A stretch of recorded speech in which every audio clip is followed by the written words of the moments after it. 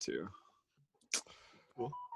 So yeah, we're not the kind of people that are, like go and hoard shit or whatever, but I bought 2 huge things of dog food because I clearly care more about my dogs than my wife and I.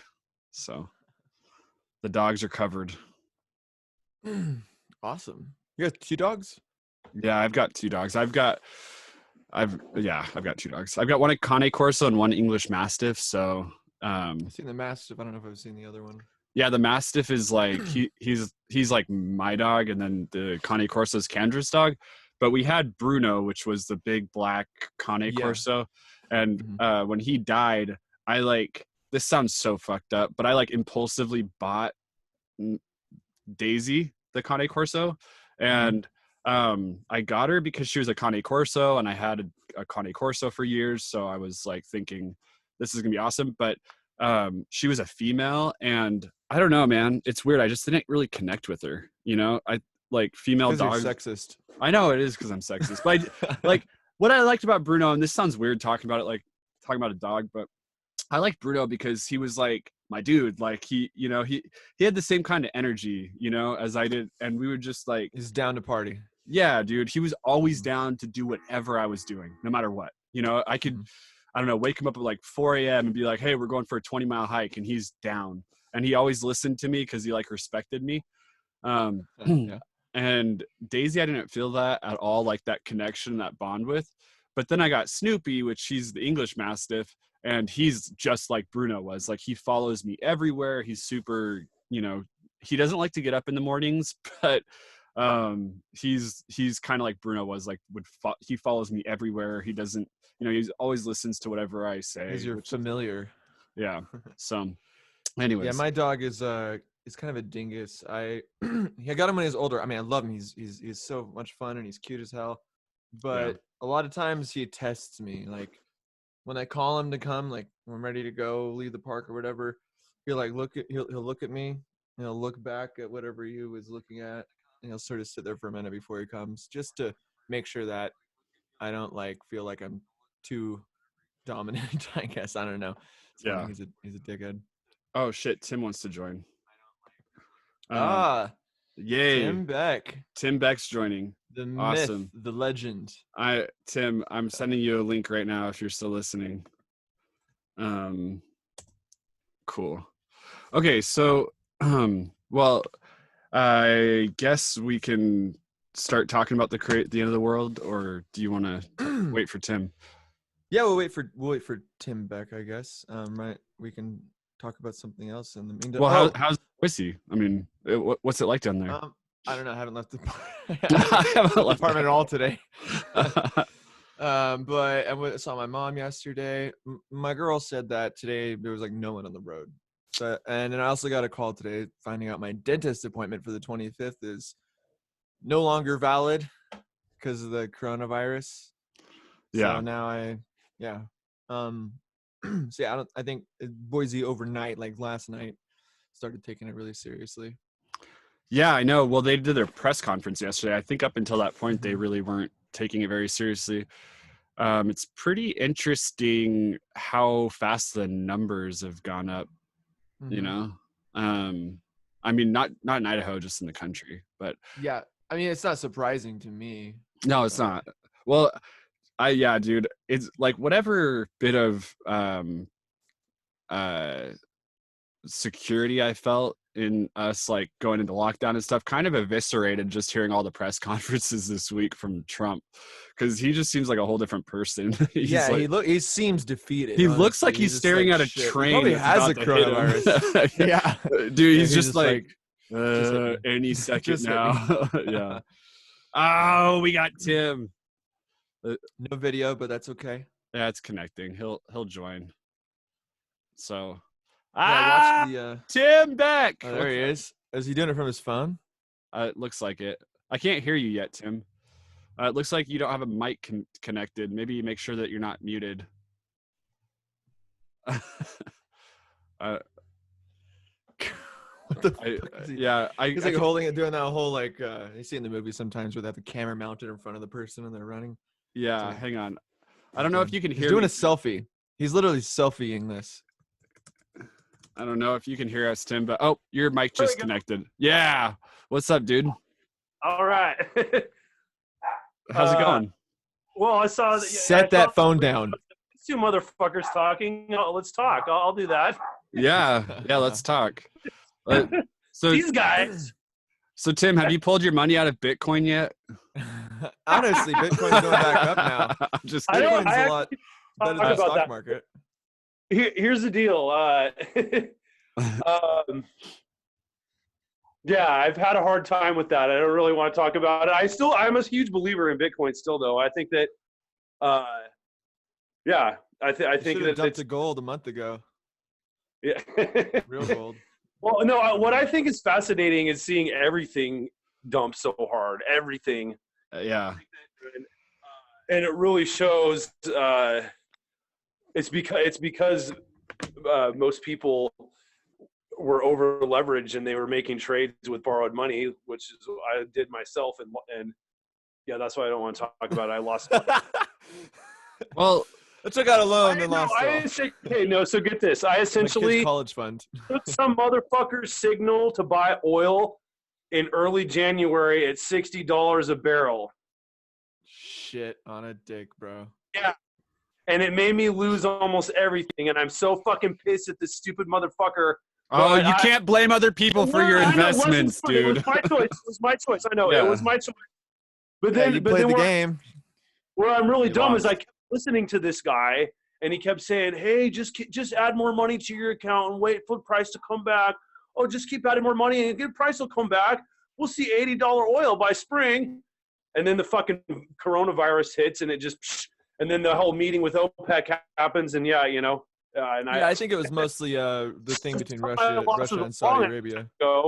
So I essentially didn't lose my money from Bitcoin. I lost it by moving it to a trading platform where I could trade oil and accidentally buying too much oil because I didn't know what I was doing, and then oil crashed. Well, Yeah. Tim. Well, honestly though, the signals were there that oil would go up. Saudi Arabia was negotiating a production cut, so it was supposed to bring prices up.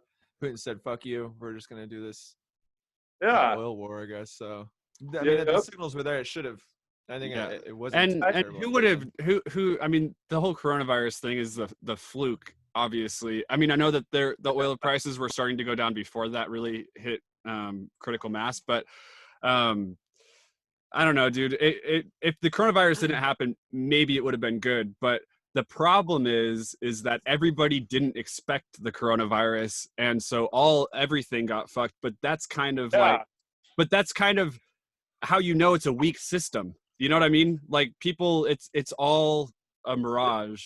Well, just the interest rates alone are the biggest indicator to me. And Donald Trump, you know, to him, the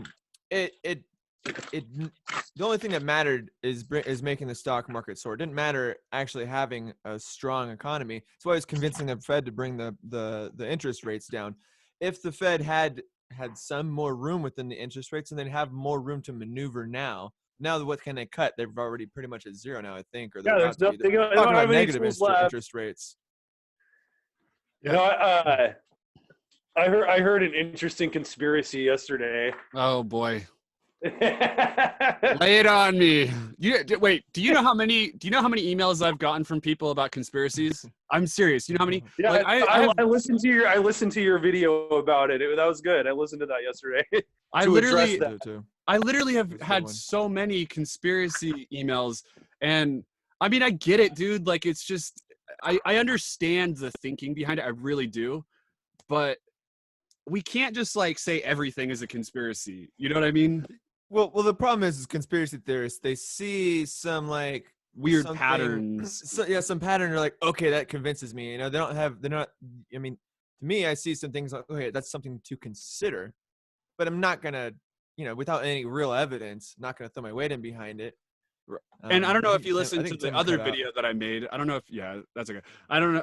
He'll join back in, but I don't know if you listened to the other video that I made, but I was saying in that basically that like right now isn't the time to determine whether or not it's a conspiracy theory. Like after the dust settles is when you do the investigation. You shouldn't just start like coming up with all this fucking ad hoc rationalization trying to make it a conspiracy when it's literally still happening, because there's so much. It's like if there was a bomb that went off in a building and people are running to the exit and there's somebody and they're like, I think this person did it. You know what I mean? Like, you should wait until after the bomb goes off, after the people are safe, then go back in, try to look for the evidence. And then yeah, in this situation, it doesn't really matter if it's a conspiracy theory or not for us in this country right now. We have to handle it the same way, whether it's a conspiracy theory or not. Right. I think that's your point. Yeah, and yeah, exactly. And also, I just like, I don't know if you saw my other post today, but it's like a lot of people are saying, oh, first of all, martial law isn't being instated. I mean, it's just like, it may seem like that because governments are recommending things, but it's really not being instated.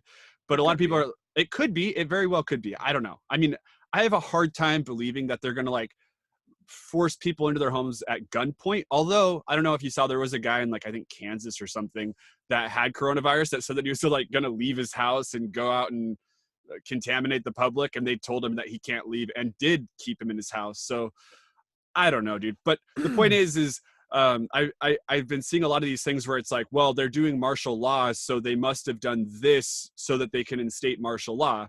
But yeah, the reasoning there. Yeah, if martial law gets instated, that has nothing to do with whether or not coronavirus came naturally. Even if martial law is a bad thing that should never be instated, if martial law is a bad thing that should never be instated, that doesn't make it a conspiracy. So hold on a sec. Yeah. Someone's trying to come in the room and she's a toddler. That's okay. So Tim, are you still here? I feel like did you get muted or something? Oh, Tim has disappeared.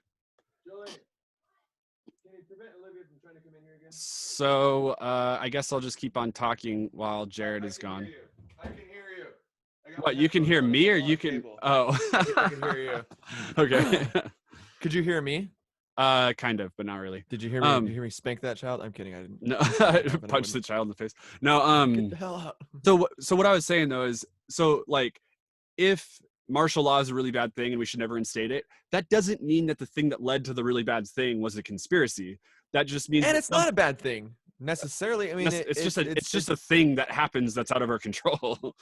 Yeah, well, it's a thing that is instated in emergency situations for situations like this. You know what I mean? Or if there was like an alien invasion, maybe they'd probably declare martial law. If we were invaded, you know what I mean? Things but like what they're that. doing right now isn't martial law yet. No, And they haven't so, even. I don't think they've even imposed curfews yet.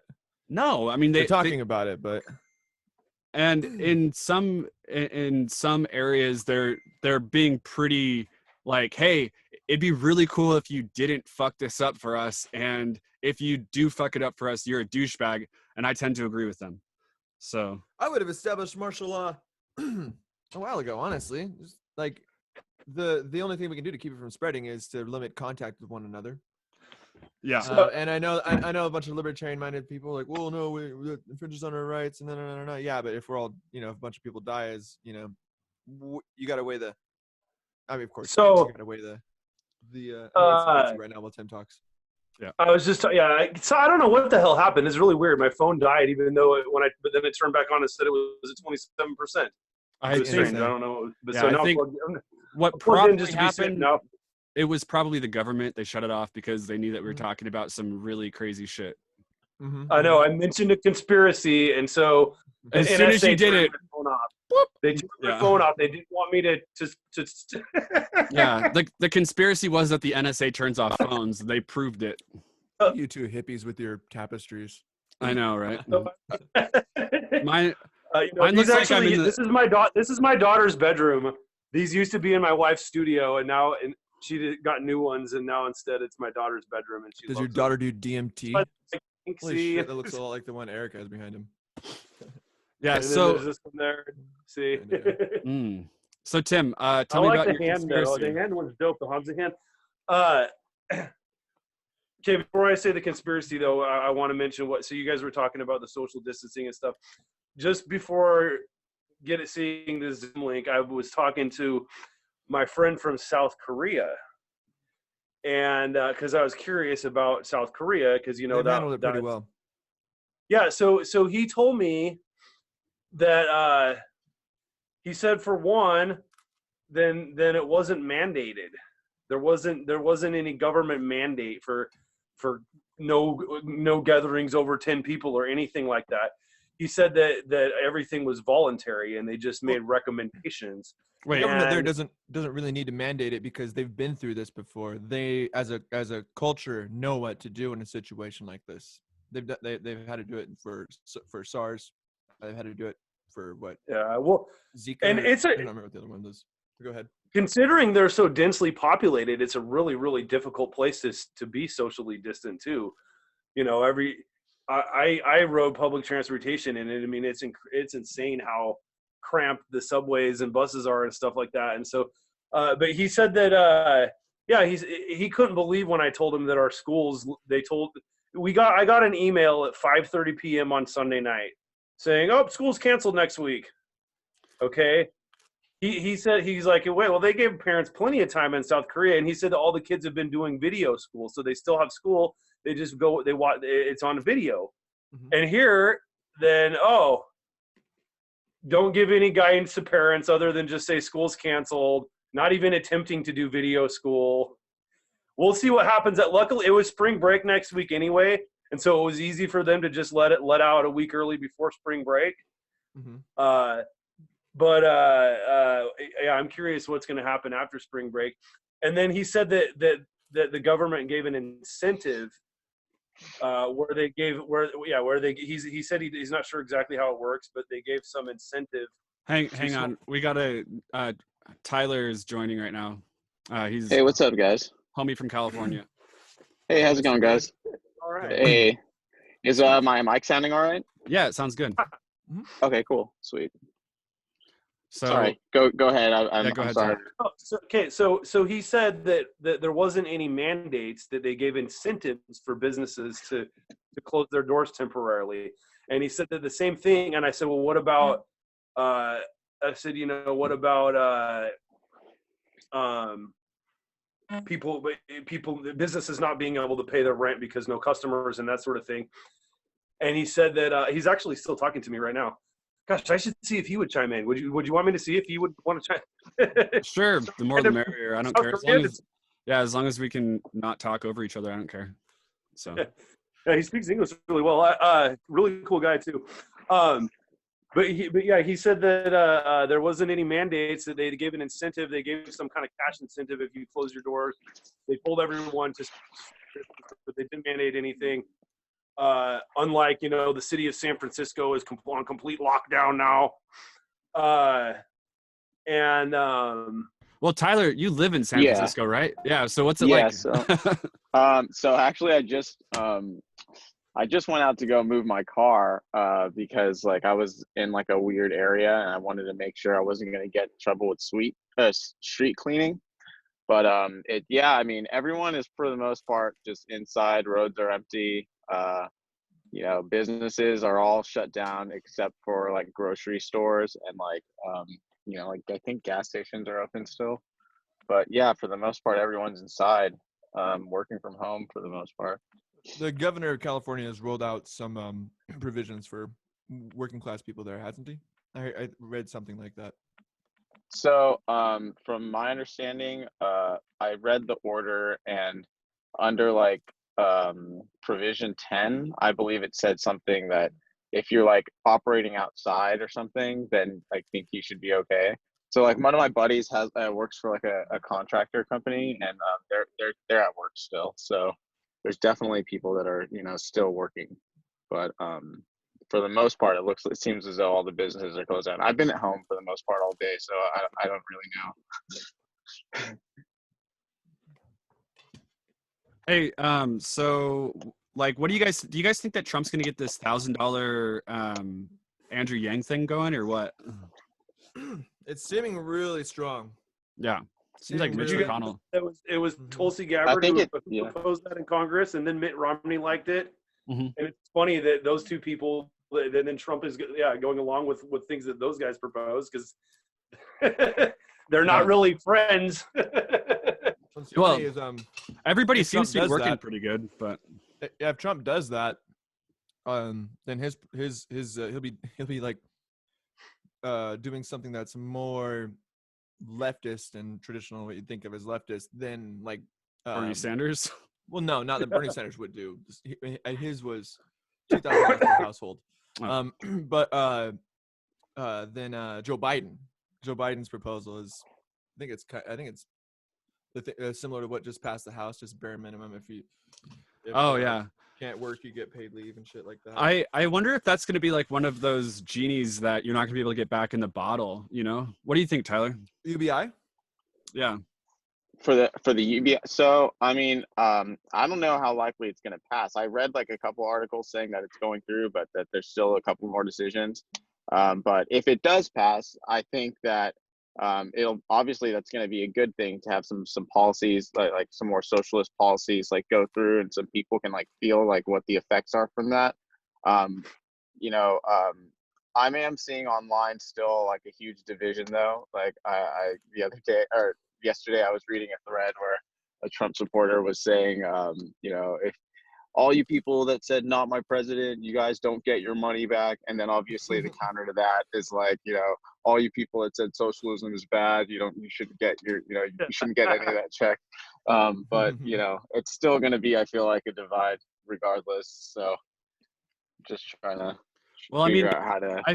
I kind of feel like the right's going to go along with Trump no matter what he says, it seems like. You know what I mean? I have a hard time believing anybody's going to say no. And from what I heard, Mitch McConnell was all about it.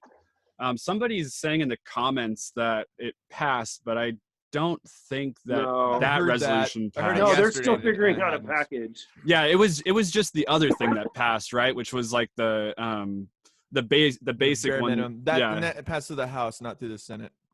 Yeah, and then if it does pass, I think it's not going to be until like April 6th. And then I did read something that there's going to be two of them. If this all goes through, it's going to be one 2 in months April, later, and then there'll be a second one. Yeah, in May. I thought it was just going to be in April and May, but I guess you're saying in June it'll be April and June. Well, what I read was the end of April is where the first one should be, and it's $1,000 per head or per individuals in your household, including children. So I went and put some adoption papers in today, and I'm going to have 3 kids moving in. Not really. There you go.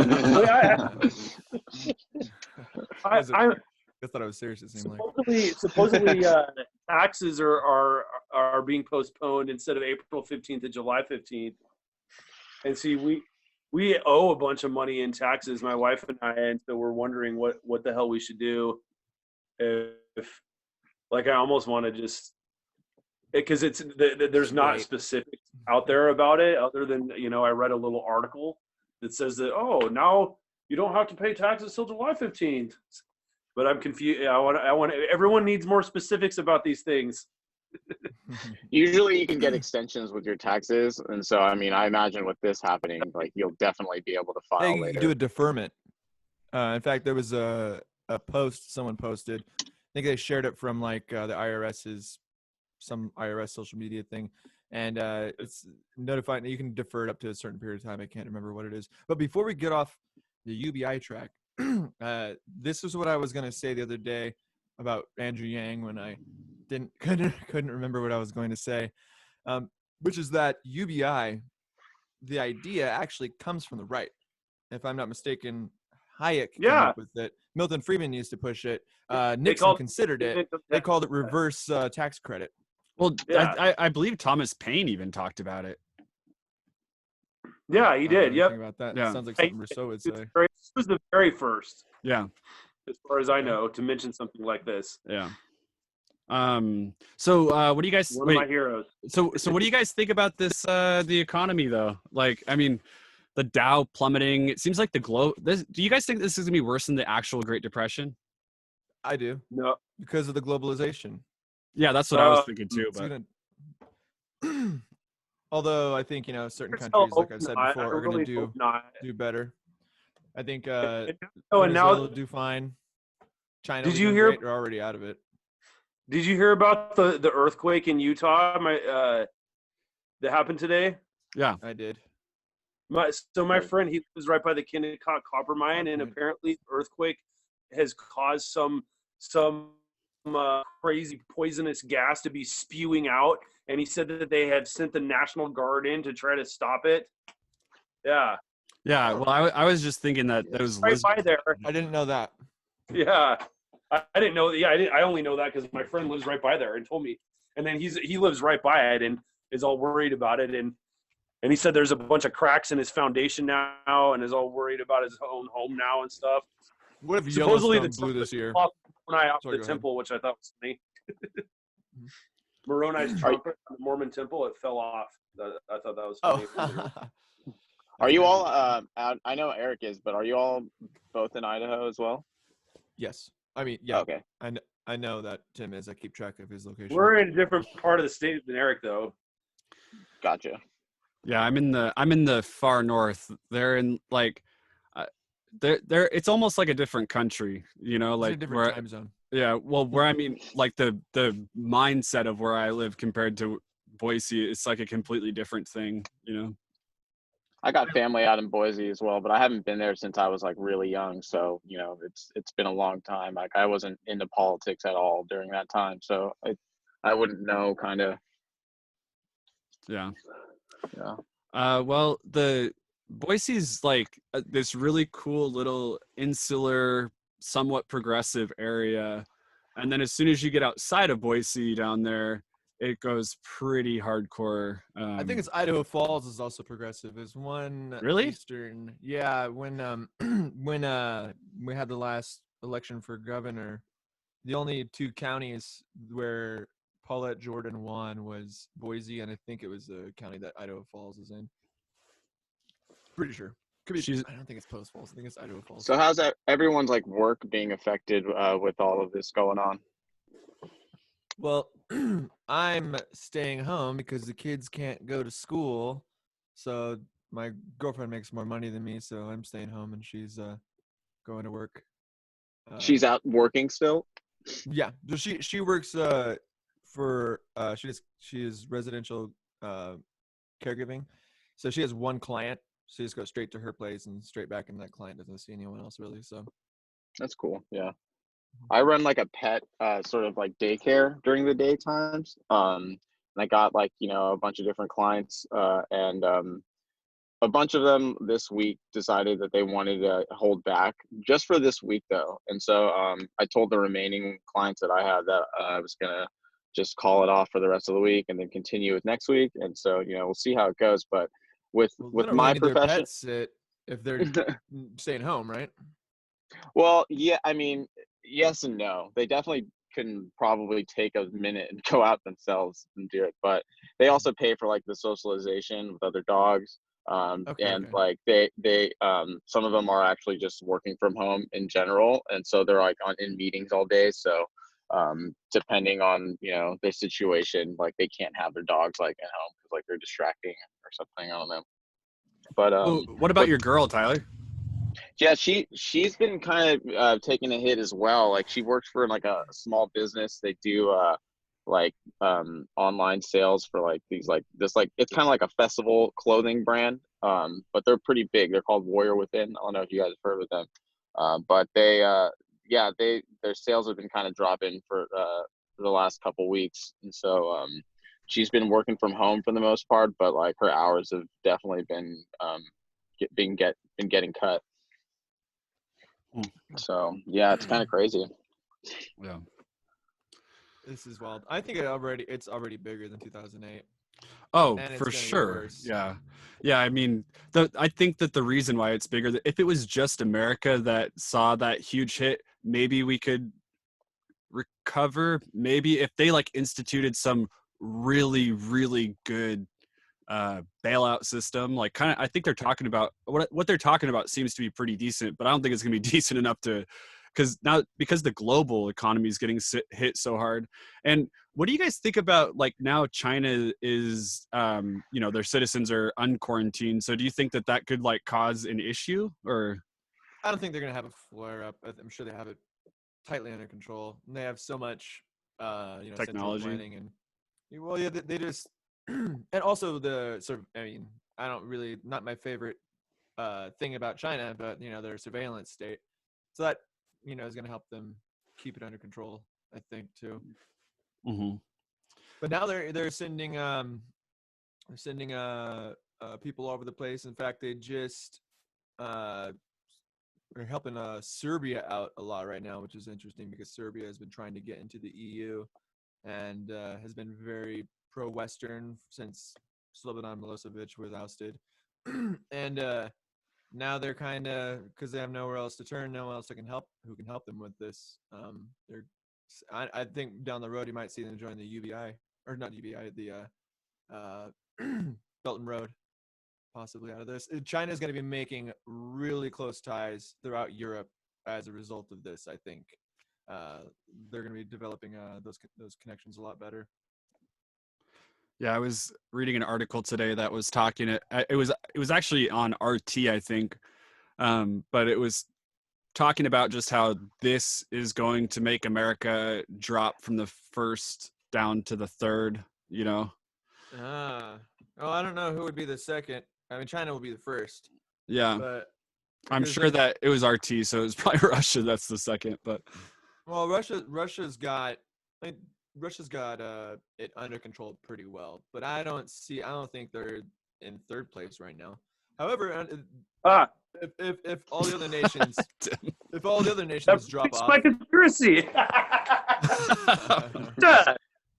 Oh my God! If all the other nations that aren't a part of this, it's almost like the non-aligned movement, or you could call it second world kind of. These nations that basically the United States put sanctions on and has tried to destroy economically, those nations are going to do well because they've been surviving under these sanctions, and all that's going to happen when the United States is has less power is we're not going to be able to enforce those kinds of things. No one's going to listen to us. So it's actually, in my opinion, Iran's got a lot of problems with the coronavirus itself right now, but if they can get out of that, I think they'll be doing pretty solid. But yeah, I think those unaligned or second world nations will be moving up the scale economically during this period. I think it really depends on how we react to the situation.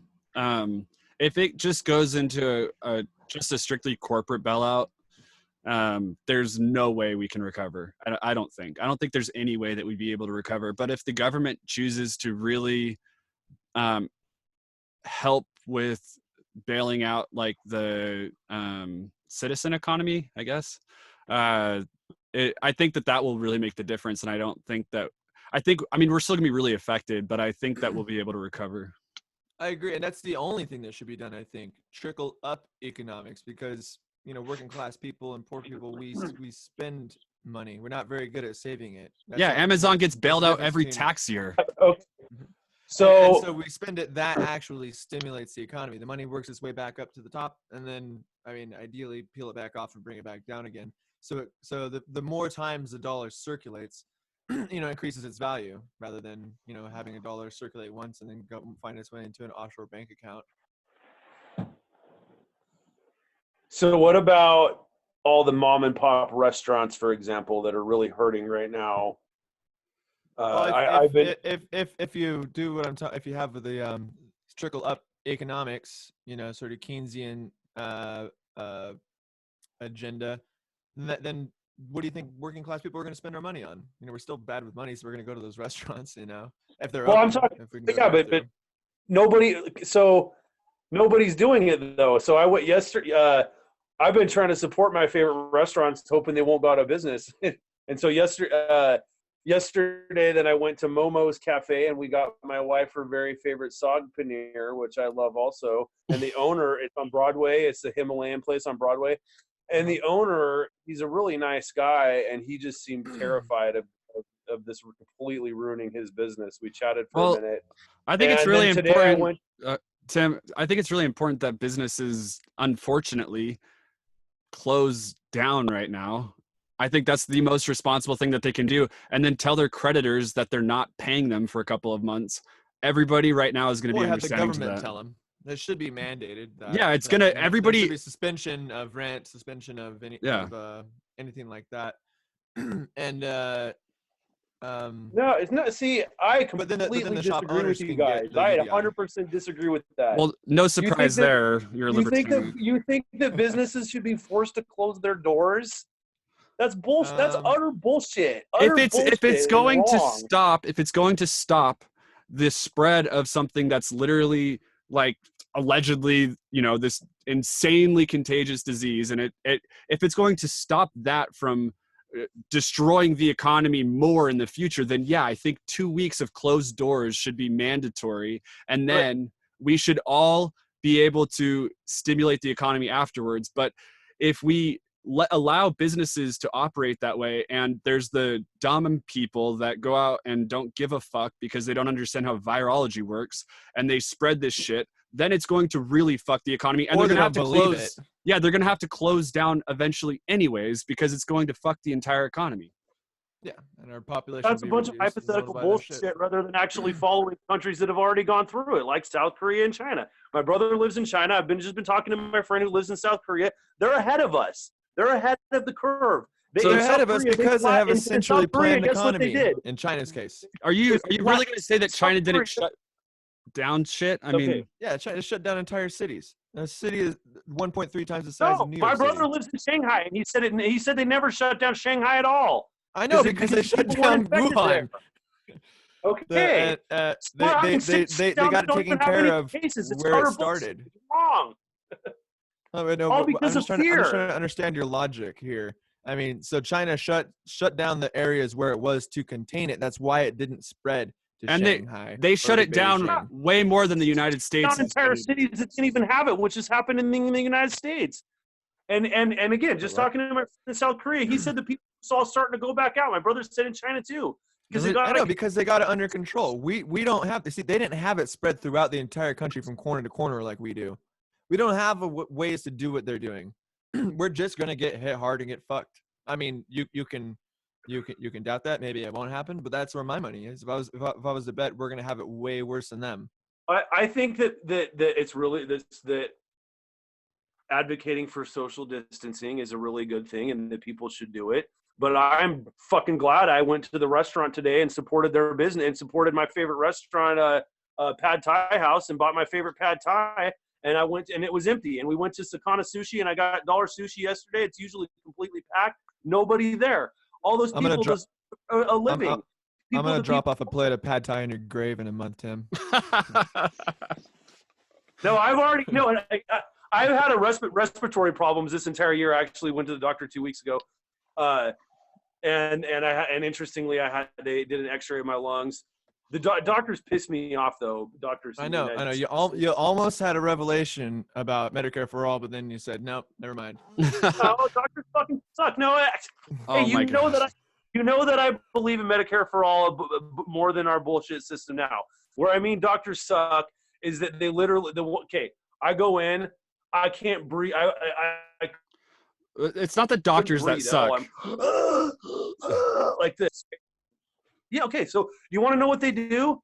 You want what do you think the doctor did when I show up and I go and I can't breathe? Fucking took a look at you, prescribed something, and walked off. Yeah. Okay. I said we need. He throws drugs at me. Let's throw you some prednisone.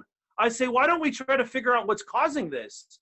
No, we'll just throw you drugs. Here's a prescription for prednisone, and here's a prescription for an inhaler for what is that called? This albuterol. And I said, well, don't you think we should figure out what the cause is? Yeah, we don't really do that. We just throw drugs at you. That's literally the answers I got, basically. Okay, but wait, what is this? What does this have to do with Medicare for all or whatever other? It doesn't have to do with Medicare for all. I'm just saying that has to do with the doctors are bullshit. Normal Western doctors are stupid, and they like to just throw. They're just drug dealers for the pharmaceutical industry. How much did it cost you? Just throw drugs at people instead of actually trying to find out what the real problem is. And now, how much did that visit cost you, Tim? And I'm starting to wheeze again. Oh, now that the drug's getting out of my system, now that the steroids I took for a week are getting out of my system, I'm starting to wheeze again. Oh, what's going to happen now? Maybe you have coronavirus. I actually wondered that, but see, then when They took an extra. I had no. They said I definitely don't have any kind of virus. It's just allergy-induced asthma. Really, really bad allergy-induced asthma. And they took an X-ray of my lungs, and that's what's interesting too. Is he said, "Oh, your lungs look fabulous," and I'm like, "You can hear that I can't even breathe at all, though." But it somehow looks fabulous on an X-ray. I don't get this. It's confusing to me.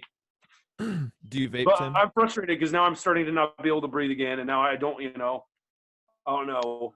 I know that my dogs have something to do with it, but They're probably poisoning you. dog lover Eric, if your dog made you not be able to breathe, you can't. You got to choose. You can't get rid of your dog just because you can't breathe well. My dog wouldn't do that to me.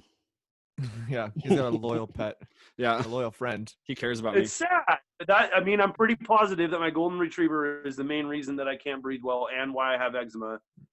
And she's part of our family, and so it's just a sad situation. Yeah. I know someone that can take care of that.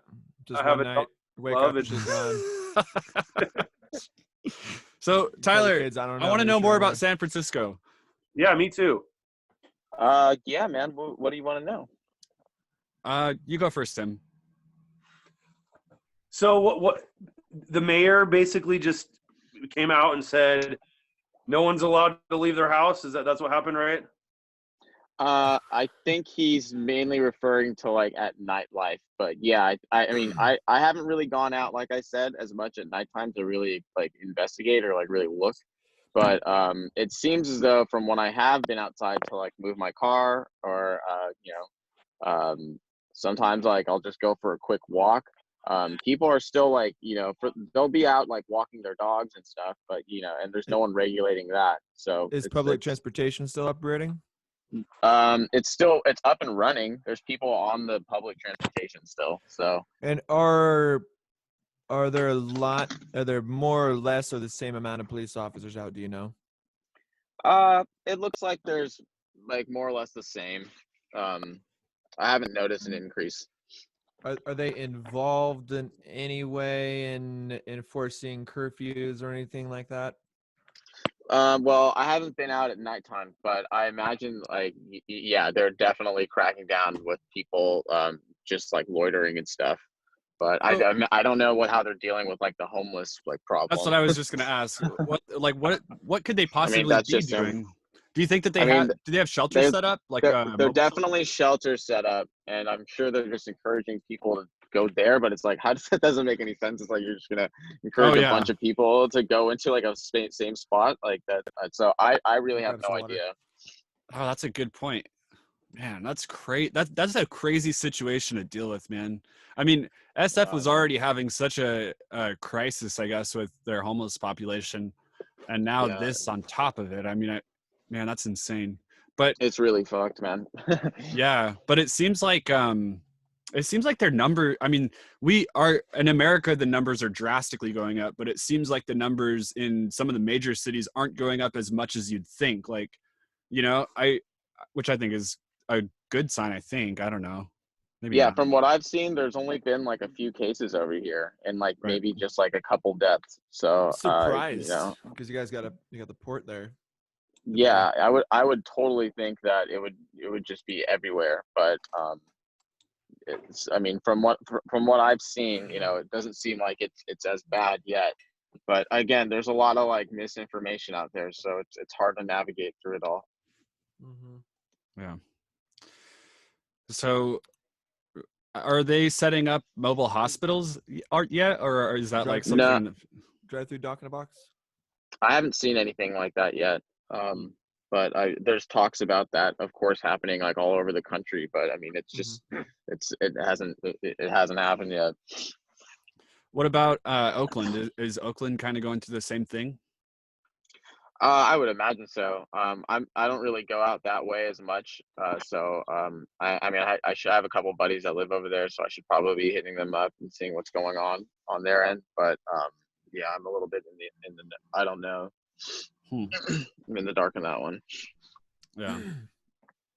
I was just reminded earlier on the coronavirus briefing they had earlier today. Trump was asked a question. Someone had mentioned that there's a bunch of like NFL players who are being tested for coronavirus when there's actually no like evidence that they have it or necessarily been in contact with someone who have it, and he basically asked Trump if he thinks it's right that people people, because we have a limited number of tests, so they're supposed to be used strictly in people who there's some indication that they might have it.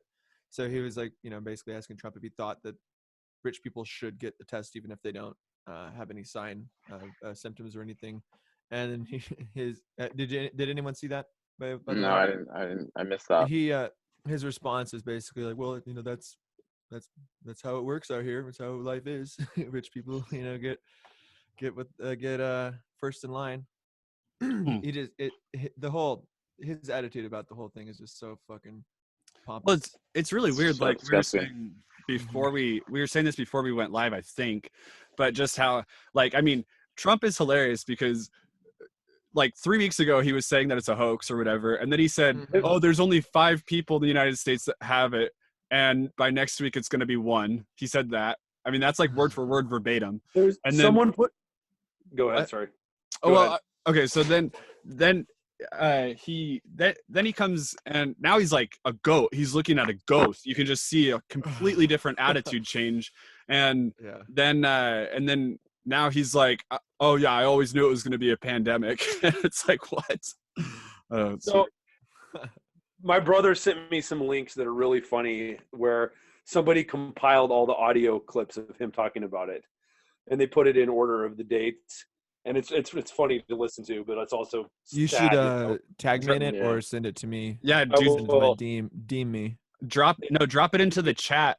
Are you yeah, okay, yeah, that's a good idea. Let me Drop it in find the it. chat. Yeah, and then There's he a- also there's go also ahead. some a movie trailer coming out about it too.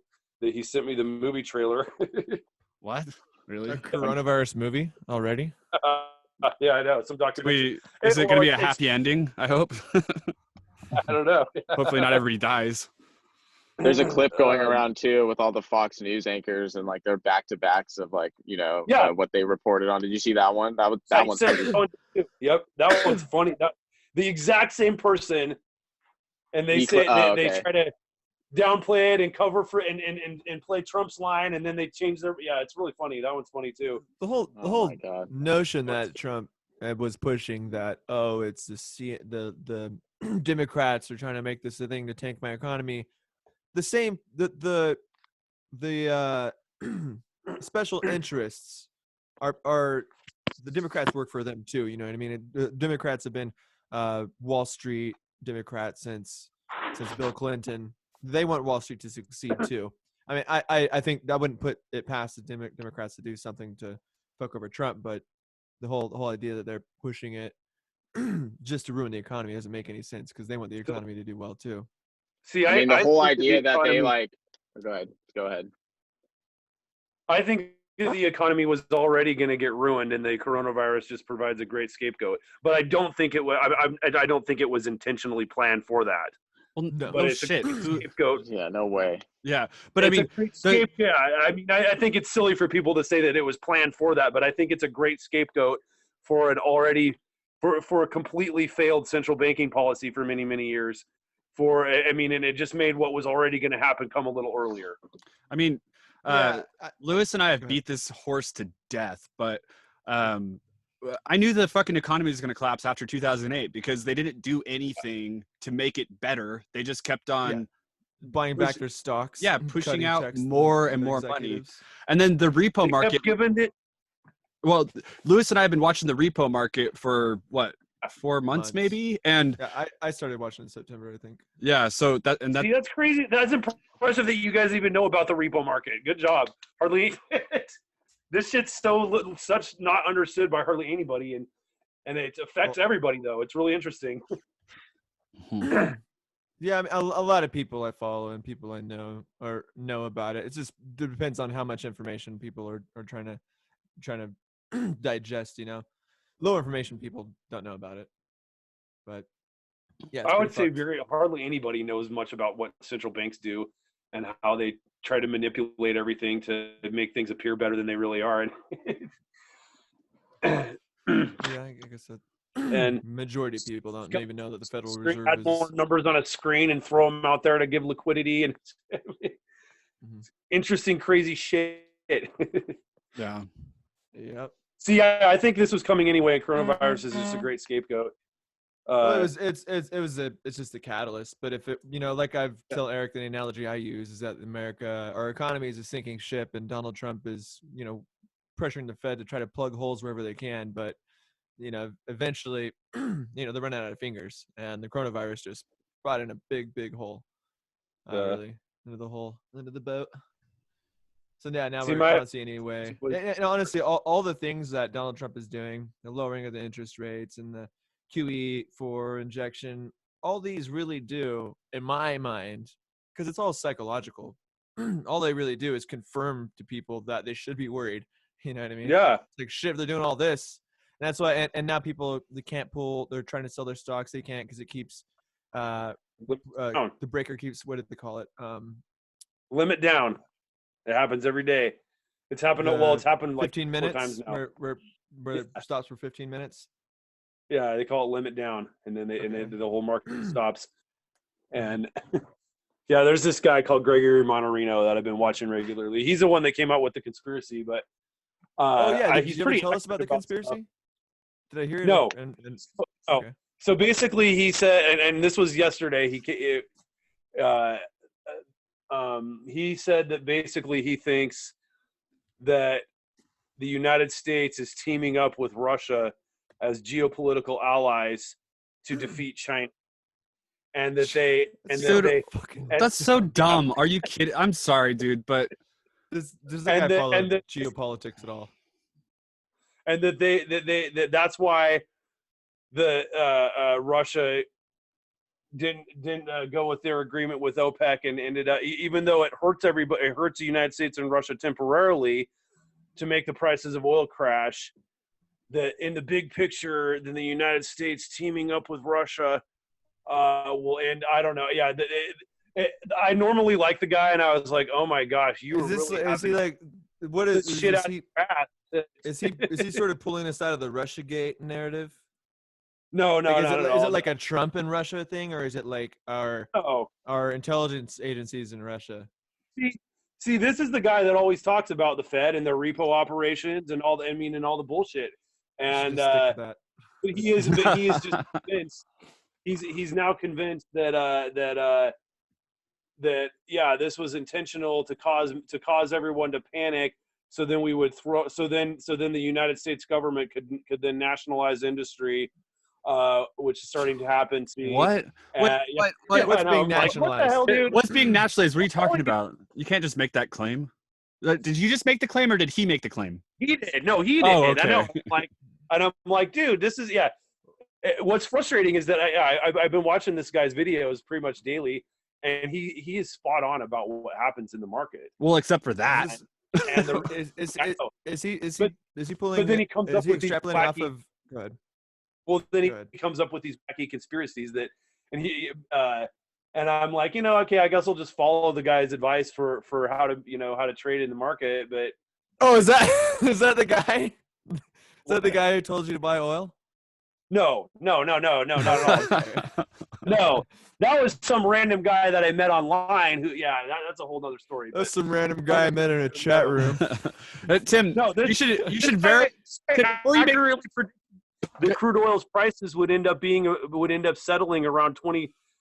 He thinks that the accurate price of crude oil is about $24-$25. I mean, it's down at it hit $20 today. That's crazy. I looked up the chart. You should talk to three friends before you make investment moves. Okay, I'll be one of the friends. I'm a little bit more conservative than you are, clearly. So. Yeah. In fact, J.P. Morgan, I believe it was. I bought gold thinking that was a safe bet, and gold went down too.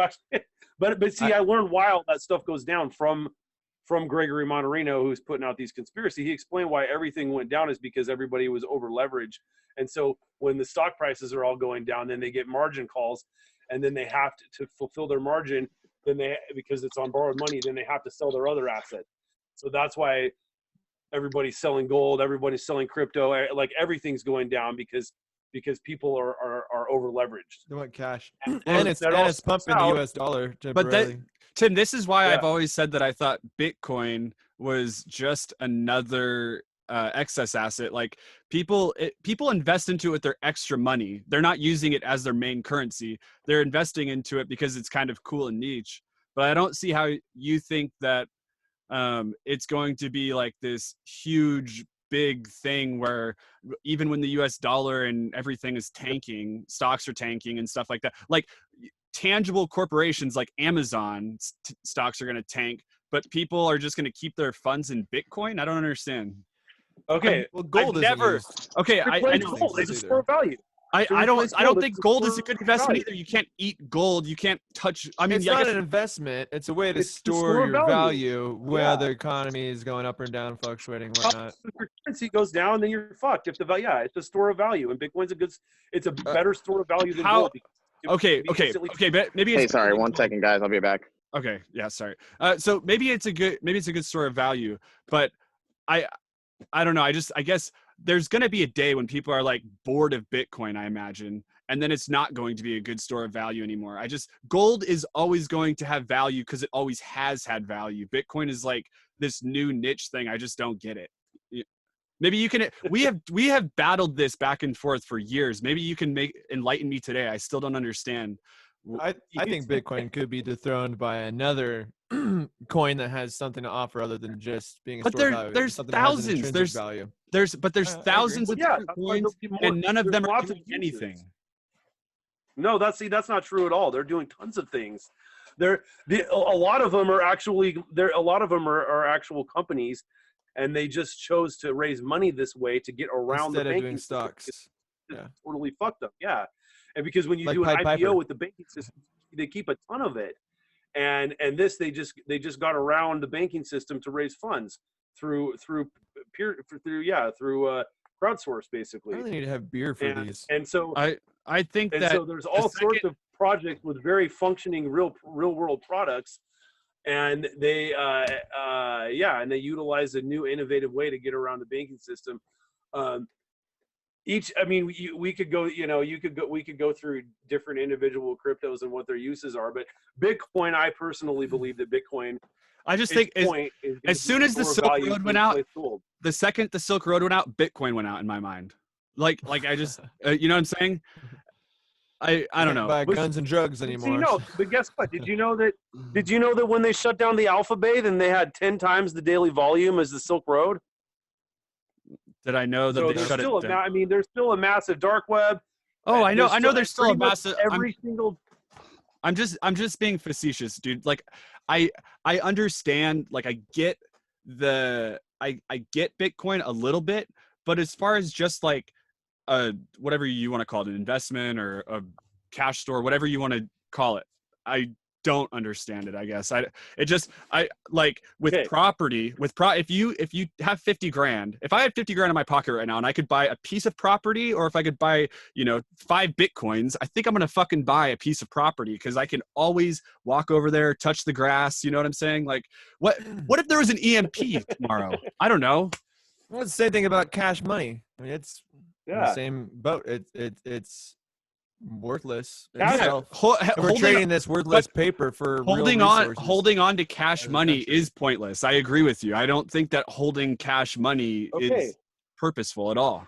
So then in times like right now, where Mhm. everything is going down, then what is one supposed to do to hold their value and try to hold the fruits of their labor? That's the whole issue.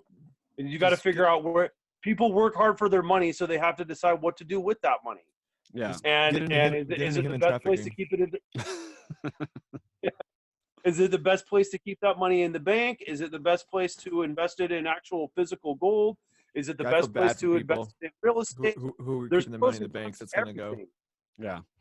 Yeah. I guess this is where I totally depart from the socialist ideology, because like in my opinion, the best way to store it would be to own property and figure out ways to make money for you. You know what I mean? That seems like the safest way to store your money, because like if you own a house, let's say An that investment vehicle. Yeah, if you own a house, you're always going to be able to get rent, more than likely. Like when the economy sucks, people aren't buying houses, they're renting. You know what I mean? So I don't know, but I'm sure So you're that's aware of. why. Go ahead. So okay. So I, as one who lived through, I bought my first home in 2008. Okay. Mm-hmm. Not wait, And after everything went down. I thought, yeah, that's the best place I can put. And so what happened? That I want to hear the story. Stop cutting out. Yeah, no, I bought it as it was starting. So it's here. I better go back inside. Okay. So I was gonna go outside and show you. And right now we're turning my garage into a studio apartment. We And I can't agree with see you. that Your is- camera's not on. Oh yeah, shit. Yeah, I know. I figured if I did turn my camera on, maybe it would stop crashing, and it seems to have worked. So So how are we gonna show us your garage? yeah, I was, but yeah. No, and so actually right now I agree that is the best place that I can put my money in. That's where we've been putting most of my time and money because it's true. Well, you know, people always need a place to live. And so I'll be able to rent. It'll be something that it'll take a few years to pay itself off for all the money we're investing in it. But then once it pays itself off, then we have, you know, a lifetime income. Lewis probably thinks I'm evil because rent is theft and landlords are evil, but we live in a capitalist society economy. Nothing wrong with being a capitalist in a capitalist economy. I don't think. And so I agree there, but see, I bought a house for $200,000 in Salt Lake in 2008, and at the time I was selling real estate. Wait, did you say $2,000? $200,000. Oh, okay, sorry. And I was selling real estate investing coaching, and this was in the subprime thing was just barely starting, and we sold the Carlton Sheets no down payment. He had an infomercial, and then people would buy that, and then we would upsell them. And he came. Carlton Sheets himself actually came to our company. And we had this big, huge meeting, and people were starting to ask questions about, you know, it's looking like the prices of real estate's going to go down a little bit.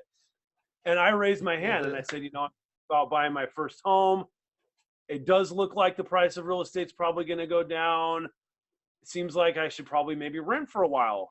And literally everybody in the entire room laughed at me when I said that. And then Carlton Sheets was like, yeah, it probably is going to go down a little bit, but historically, then real estate goes up 5% a year for the past 100 years. And so as long as you can pay your mortgage, you know, then you should be, then it's fine. And so I listened to that. I bought a freaking house and then started totally crashing. I thought I was getting a good stop taking whoever you need better friends. Take advice from. Don't take advice from them. You need better advice from people. Take advice from people you don't agree with. Yeah. Everybody at my work laughed at me for being skeptical of buying a home, and these were my bosses. They peer pressured you into ruining your finances. Yeah, basically, because I thought, you know, maybe I should wait. Oh, and I owned the house for, I ended up losing my job selling because when I started we had 50 people, and then because the market crashed, by the time I was done. Then they set us a quota to hit that was pretty much impossible to hit, to just get rid of everybody because they ran out of leads, and so I ended up losing my job, and I had a $1,500. Yeah, I bought it with no down payment too, so I had a $1,500 a month mortgage. Yeah, you're a stubborn guy. With as much as the market keeps fucking you, you should be a socialist. And so no, so it seems like oh, buying a physical piece of property, that's a great idea, but it's a market like every market, and you know, like right now, for example, my brother-in-law, he just yesterday, he's the main contractor that's helping out with my project. He owns a rental property, and he was saying how he's thinking about selling it, and because you know the market's been so hot in Boise, a month ago. Really expensive. Yeah, but I don't know if anyone's buying right now. Yeah, I wonder what's going on with that. But you know, who knows what's going to happen? There's a good chance that the real estate market could be affected a lot too, because when people aren't able to pay their rent, then the landlord can't pay their mortgage. Then and it just Well, it that has, and housing prices have been way overinflated for a long time. Mhm. yeah, well, in Idaho they overcorrected, and I got really lucky and got on the good end of that. So there's earlier today I was watching a Peter Schiff live, and he was doing an Ask Me Anything live. Ooh, Peter Schiff. He hates Bitcoin.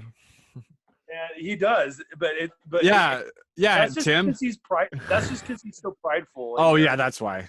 That's why. Just because he's prideful. It really is. I think we're all gonna laugh at Peter Schiff in the future. I'm going to, at least. Well, I laugh at Peter Schiff a lot, anyways, but I don't think he's wrong about this. But it was interesting because people were all, everyone's asking where the hell they should put their money right now, and that's why everything's crashed so hard, is because Is Peter Schiff saying gold, gold, gold? All he says. Gold. Buy gold. Go to peterschiff.com. Buy gold. Yeah. No, and you know what's bullshit about Peter Schiff too is so after when I initially discovered him, because Peter Schiff was right, because he called the crash of 2008, and he would go on TV and get laughed at by the other people. So I thought, oh, this guy seems like he's smart. So I went to let's try to invest with his company, Euro Pacific Capital. You have to, it's a minimum investment of, I think it was $150,000 is the minimum investment for Euro Pacific Capital to manage your investment. I couldn't believe it. I don't know. I mean, it's ridiculous. Why is that ridiculous? Why do you think that's ridiculous? I'm just curious. Wouldn't you, if you had the capital to invest, like that kind of capital to invest into something, wouldn't you choose a firm that wants like a minimum requirement so that they have more dedication? I mean, Bernie Madoff, I guess, would be like the opposite end of that spectrum, but wouldn't you want someone that I guess has like standards?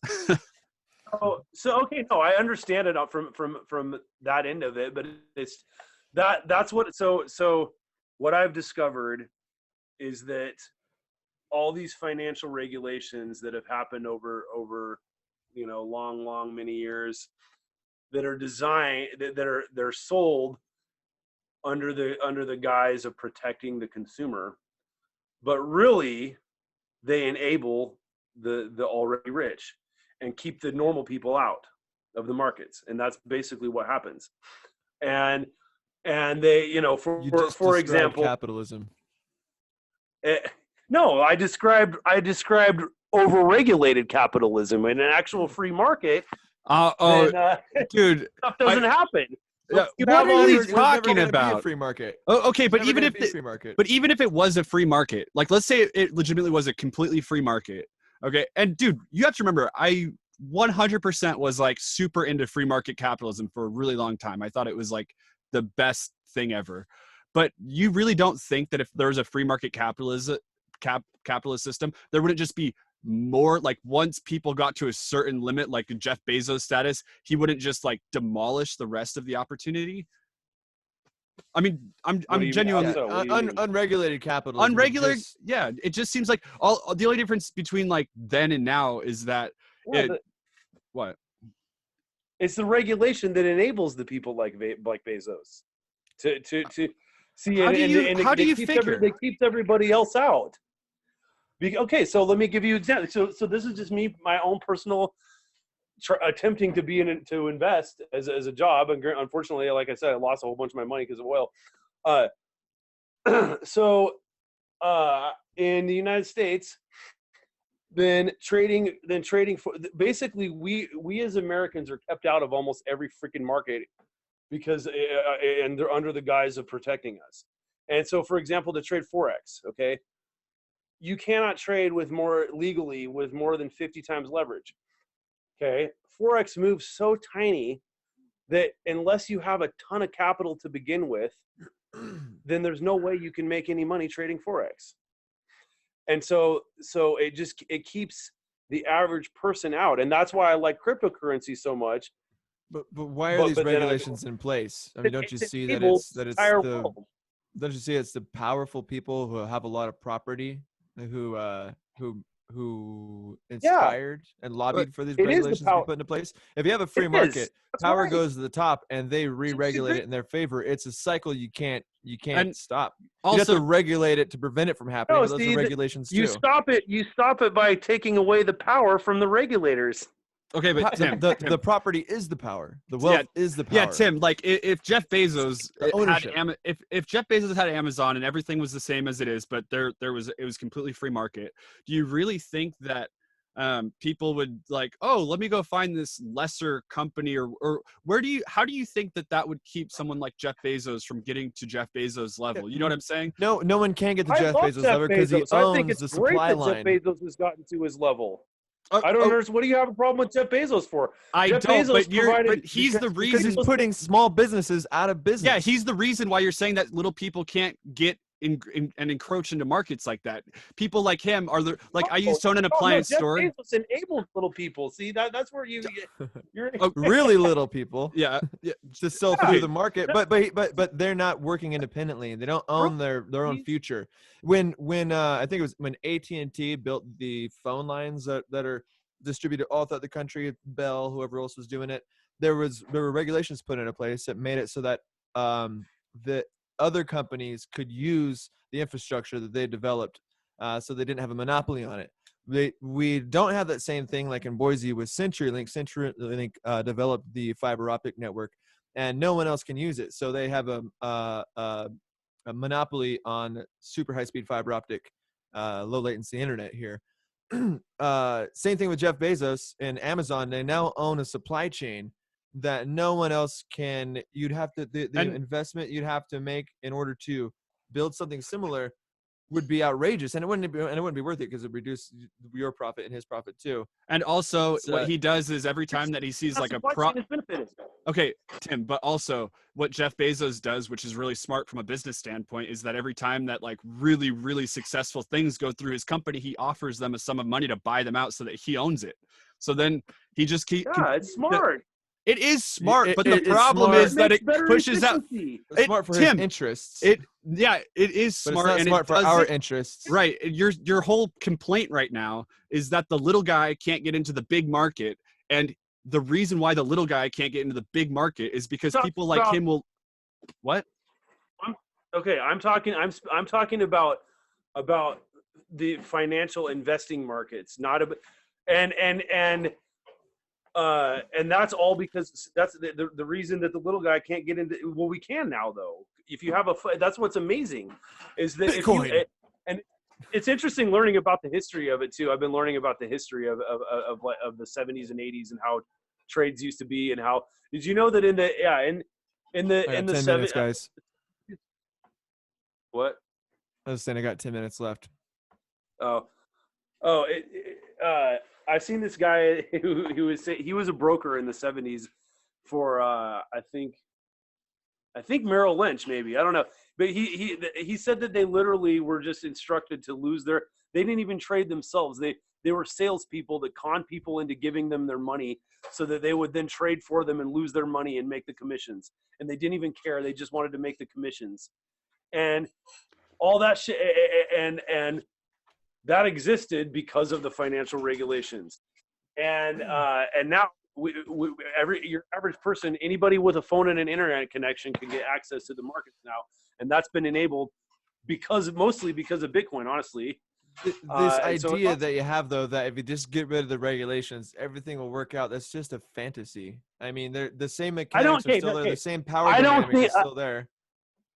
Okay, I'm not saying that, if you just completely get rid of regulations, everything's going to work out just fine. I don't believe that. I didn't say that. But I guess go back about Jeff Bezos, okay? Amazon has made it so anybody can get whatever they want at a lower cost in a faster way than ever before. Okay. Here, I'm gonna drop a bomb on you right now. That's, all right, so it's a wonderful thing. You know what the Boston Tea Party was, right? Of course. Okay, so the Boston Tea Party, the British India Trading Company, was going through some problems. They needed a bailout. They worked this deal out with the Crown, They said that the deal was that the British India Trading Company will provide high quality, cheap tea to America, cheaper than all the local tea producers here made, and the Britain would give them a tax break so they could afford to do that, and they would basically establish a monopoly here, a Jeff Bezos style monopoly, high quality, really good, affordable tea. According to your logic, that would be great. You would be on the side It's of the not a Brits. You would not monopoly, have though. joined It's not a Thomas Paine. You would not monopoly. have joined the framers of this country with your mindset. It's antithetical to where the framers were and what they thought was important, because they realized that cheap, high quality tea, though it's good for an individual consumer if you're thinking as an individual, if you think about your local economy, it fucks over your local economy because it puts all your local tea producers out of business. That's why they threw the tea in the ocean, and you would be standing on the bank being like, no, I want that tea. Give me that tea. That's your They attitude. threw the ocean because they're taxing the tea. No, that is because they're hooking them up. That's That's not the hooking 'em up. true. That's That's not. not the true story of it, dude. That's just some like that's people simplify it and then forgot what it was about. But that's the true story of it. It was a tax break for the East India Trading Company, so they could establish a monopoly, or British India Trading Company, so they could establish a monopoly in the colonies. So, okay, Eric, I want to know, as one who read what the fuck is that book? The Steven Pinker book. Enlightenment Now. Yeah. So Mhm. he basically gives a wonderful case about how great globalism has been. Dude, I am not. Ask Lewis. I'm not against globalism, Tim. Okay, so Globalization. why is what Jeff Bezos has done by making everything efficient and cost effective for people, while There's lifting millions of people out of poverty in the process? Why is that bad? There's nothing bad about Tim. There's nothing Who's bad taken out about of it. poverty? There's nothing bad about what Jeff Bezos is doing. If he's taxed, I don't care. But the problem is that companies like Amazon, dude, I used to own an appliance store in Boise. You know this. I used to own an appliance store in Boise, and I had to literally shut my appliance store down because of Home Depot. Swear to God, because Home Depot was going to my clients. They were literally contacting my clients, and they were saying, hey, we know that he gives you a really good deal. We know that he's good to work with, but I will beat anything he does by 10% and give you free delivery, right? I was in the same buying group as Home Depot. They literally paid the exact same thing for appliances that I did. They literally paid the exact same dollar amount. They did not get a better deal than me. Okay. So they would go and they would undercut me no matter what they were buying. They would undercut me by 10% no matter what for my customers. It was in their long-term interest. Exactly. Just because they knew that it would shut me down eventually. And they had the capital to do it. Right. And so, so that's kind of interesting is, so I found out that in Ontario right now, then, so there's the pot shops, right?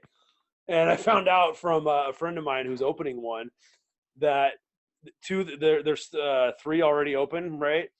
Well, one of the biggest one, what the hell are they called? The one that brought Snoop Dogg.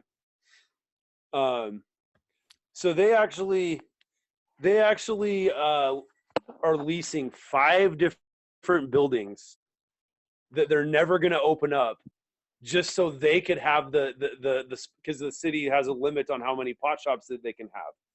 And so there's one company. Yeah, well, and then another one. He said another one of them. Gosh, I don't really, what can you think of the names of these places right now? And is it a locally originated company, or they come from somewhere else? No, they're a locally originated company. And then he said another one is they're leasing 3 spaces and only have 1 open. And he said that they never intend on ever opening up all these other spaces. They're just making sure to keep competition out. And I thought that was super interesting. And like, smart, yeah. Like, I didn't know how I doing felt that. about I'm glad I have less options. Yeah, that's the free market way, right? I'm glad Facebook has all my data, so they know exactly that's what I'm what to saying. market I didn't know how I felt about it because see. But because dude, the free market capitalism makes a lot of sense. Like, I used to really, really like free market capitalism, right?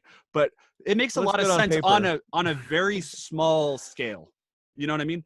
But when you have hundreds of billions of dollars it enables these people to like literally just take and own up everything. And then it is cool that they can provide a great service to you, but anybody that's trying to compete just can't compete. They just can't. Yeah, and that's the thing that the framers of the Constitution realizes is it's something, if it's good for if it has a cheaper cost for the consumer, that's not the only thing that matters.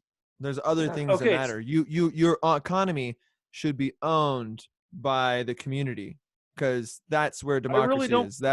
That's where political power is an ownership of the economy. If the ownership of the economy is in possession of a small minority of people, they're the ones dictating the terms of the economy, and we're all along for the ride. So in order to have a democracy, you have to have many, many small businesses, in my view, many, many, many small businesses rather than a few giant corporations. You bring up another reason I like cryptocurrency is because they're both they're democratic labor and democratic ownership. They get paid in the value of their company, essentially. It's great. I think it's the new paradigm of economics where it combines blockchain will be used the best of socialism together. I think blockchain technology will be used in more significant ways than just with cryptocurrencies. Yeah, there's lots of ways. But specific, like with I think Ethereum is especially groundbreaking because it's not owned by Vitalik Buterin. It's owned by all of the people that invest in Ethereum and all of the labor that works on the project, and they all and they end up people have voting rights to decide things, and it's democratic. It's great. I agree with that. That's good. Tim. So let me just ask you a question though. So you and I have talked extensively about healthcare in the past, and you're pretty much like a fan of free market healthcare. But I'm just curious. No, I like David Goldhill's plan. Yeah. I think our system now is not free market. It's totally fucked up, and single payer is better than what we have now. It's messed up that I had to go, I wait for to go to the doctor. I know that. But I'm saying like you would probably, I'm assuming you would prefer that like everybody, when they go to the hospital, there's like a menu and it's like kind of like getting the oil change. It's like $60 for a fucking blood transfusion or whatever. Right. So, but my question is, don't you think that it would be more difficult to completely restructure the healthcare system into something like that versus restructuring it into a single payer? No, because the reason why I'm asking, all you have to do. Go ahead. Okay. I personally, I really, really like David Goldhill's plan. I think that nobody should have to be bankrupt because of their health problems. That's, utter bullshit. It's not right. But I think that while I like single payer system better than what we have, there's big problems with that too. I could specifically talk about Brazil, and so I think that all we'd have to do is just, if everybody right now, everyone in the United States right now just said, I'm going to say, fuck you insurance, and not have insurance. Okay. And everybody just decided to start paying for themselves the way that I just had to do. Dude. Then if everybody just pays for themselves, then guess what? And they're going to be $100,000 in debt. No insurance companies at all, right? Then you put the market to work, and then you have competition. That's why. Why do you think that? So let me get this straight. But do you really think that that's a reasonable thing to do? Like, if there's people that have cancer, if there's people that have cancer, you're saying that you expect them to drop their health care, say fuck it, and then it wouldn't change. It wouldn't change immediately, Tim. There'd be a period of time where people would be dying and suffering. David Goldhill's plan. So this offers catastrophic care for all, so you never have to worry about medical bankruptcy. Okay, everybody is covered for catastrophic care. Then everybody that's throwing their money away to insurance companies, if they put the exact same amount of money that they're throwing away to their insurance company every single month, like my sister, for example, pays over $1,000 a month for her family. It's insane. I mean, I think they're at like $1,500 a month for their family with 2 kids. It's ridiculous. It's insane. So if everybody took all that money they're throwing to insurance companies to be middlemen that are completely unnecessary, and instead put that in a health savings account, then anytime they needed to go to the doctor, then they already have money there because they haven't thrown it away to insurance. And then they have money to pay for their doctor. Oh, that's the amount of money the health savings thing. I don't pay for insurance, and I pay when I go to the doctor. And the past few years, then I've had to go to the doctor, and I had to go. I tore my ACL, and but even when I have to go to the doctor, the amount of money I spend at the doctor, even though it's really expensive, the amount of money that I spend is significantly less than if I bought insurance. If I was paying for insurance, oh, can you guys hear me still? What happened? Yes. Yeah, we can hear you. Yeah. Oh, I'd stopped being able to see you guys. Okay, weird. Oh, that is weird. Yeah, I could see you, and I went black. Now I can see you again. Weird. Okay. What is going on? I don't know. Maybe it's the government. Yeah. And so I just think that if everybody just reallocated their funds from giving it to an insurance company to putting that exact same amount of money into a health savings account instead, and then actually paid for themselves when they needed it, and then when they had a problem that cost more than they had in their health savings account, then you can borrow from the future of your health savings account. And that's David Goldhill's plan in a nutshell. And I think it's the best plan I've ever heard of. And it's a great idea, but nobody pushes it because the insurance companies give money to both and Republicans. That's. I mean, what's the difference between that and single payer? Single payer, you just have coming out of your taxes instead of having to because then you don't savings account. Because then you don't have the functions of free markets where you get lower costs and more efficient and more efficiency. And that's what there's other ways to do those things. In China, they have they don't have a single payer system. They don't have universal healthcare, but their costs are really low for healthcare. Maybe it's worth looking in and see how they do it, but it's not through a health savings fucking scheme. Well, and everybody that's in the lower threshold is covered. So if you don't have insurance, you're covered in China. Tight. I didn't know that. I don't know that much about it. I just know that I was surprised to find out they don't have a. Dude, I did a lot of investigating on this. Like, I didn't just come to the conclusion that I thought universal basic healthcare was a good idea, because I was super resistant for a long time. I thought it was fucking stupid. I didn't see how it could possibly be affordable. But then I did a lot of investigating on it, and it makes the most sense. Like it really does to me, But you're cutting out the actually, guys. Oh, okay. I'm gonna get off now. Okay, I gotta get ready for bed and cuddle with the lady. All right. Hey, good to see you. Bye, good to talk to you, Tim. Good to talk to you, Eric. Love you guys. Talk to you soon. Love you too, brother. Bye. Bye. So Eric, okay. So I resisted a single payer system for a universal healthcare for a long time too, because of my upbringing.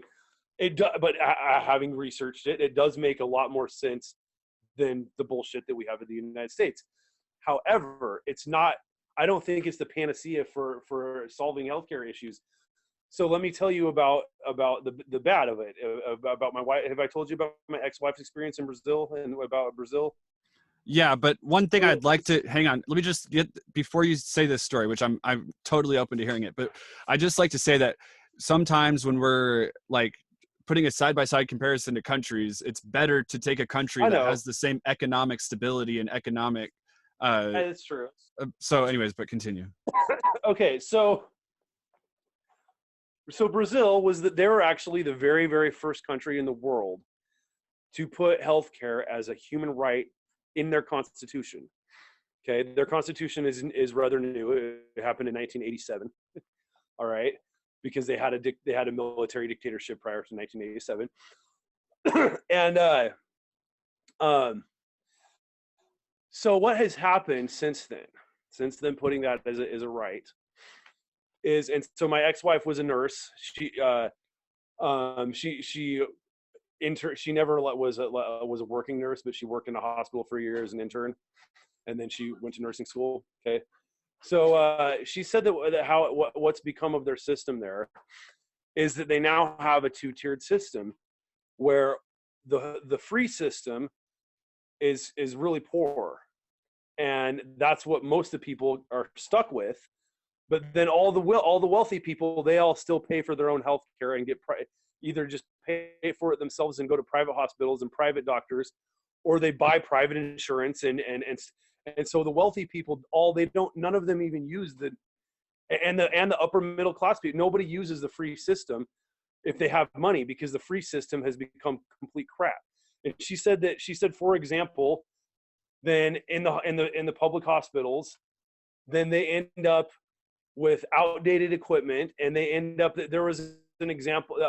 What sucks is I can't find what happened to this doctor, but there was a doctor who, she ended up having over 200 murder charges because she was playing God, and she was deciding who to pull the plug on because in order to have bed space in the ICU. Mm-hmm. And so, and she thought she was doing a good thing. Yeah. She was literally writing instructions for nurses to give them too much anesthesia that would kill them. Okay, but and in her mind, I'm freeing up bed space for other people that need it more. Okay, so my contention with this, though, Tim, my contention with this is, like, obviously when we talk about the United States versus Brazil, we have a huge difference in our economy versus their economy. And so when you look at countries like France or something, like, do you know how France's healthcare system works?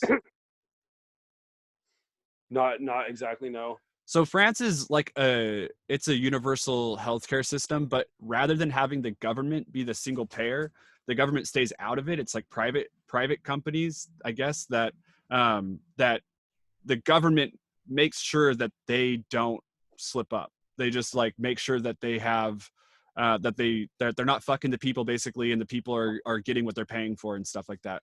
So it's still privatized industry, which is something I think Americans would get behind more so than having it be a government ran thing. But the government just makes sure that prices don't go too insane and that everything stays pretty equal, but I'm just saying, I understand your concern with when you compare it to a country like Brazil or whatever, and that would be my concern too, except that America is the richest country in the world.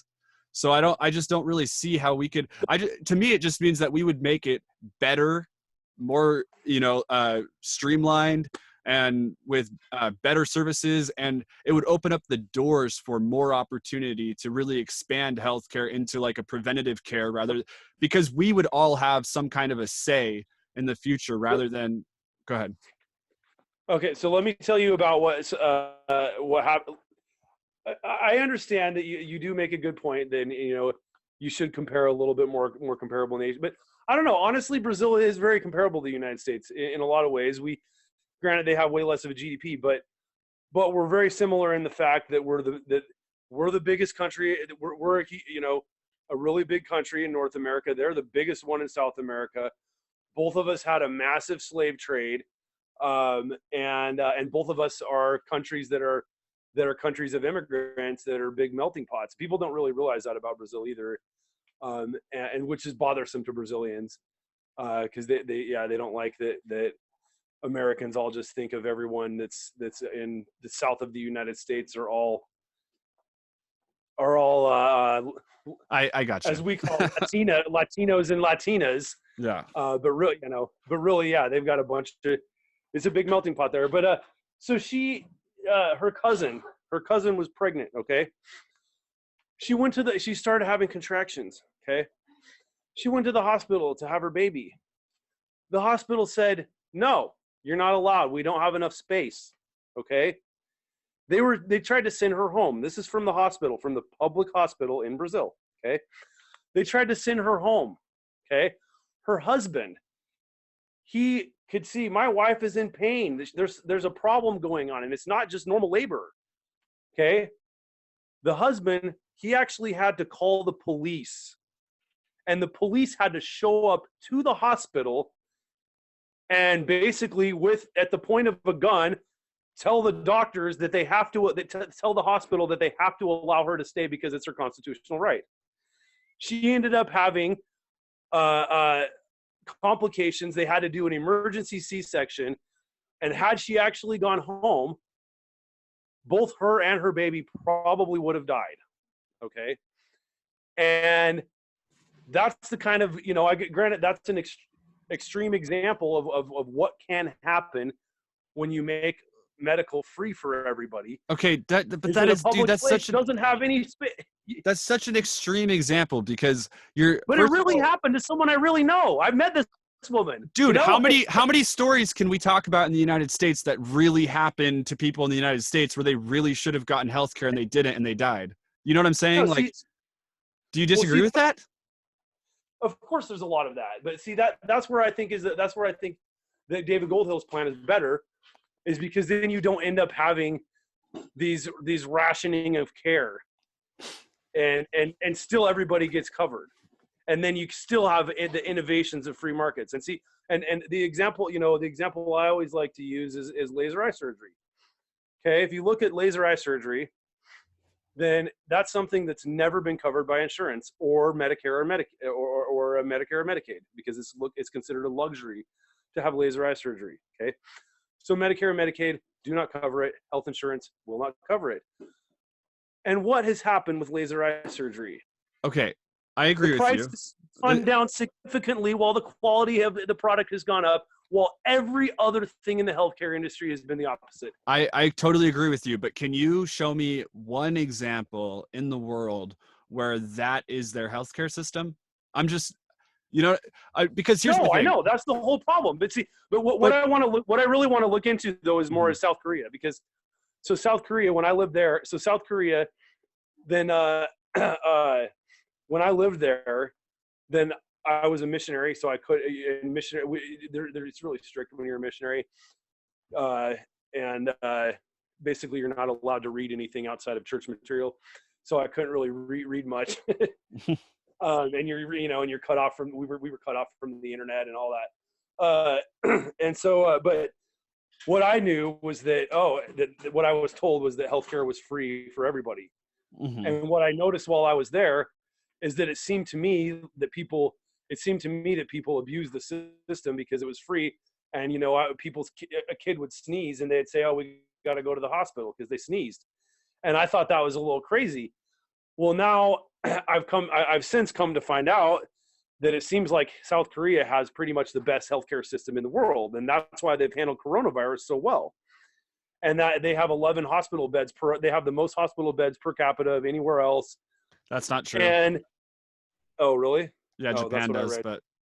Oh, and what's interesting is I haven't read the article yet, but I saw the headline of an article that was published on Mises.org, where they tried to say their premise of the article is that universal healthcare in Italy failed, while free markets in South Korea succeeded. And I'm really curious what I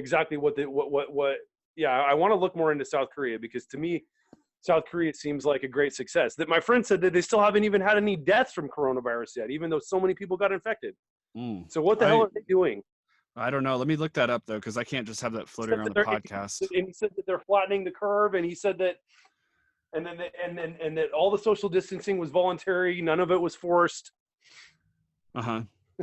So and, I mean, I like that. Here's my thing though, is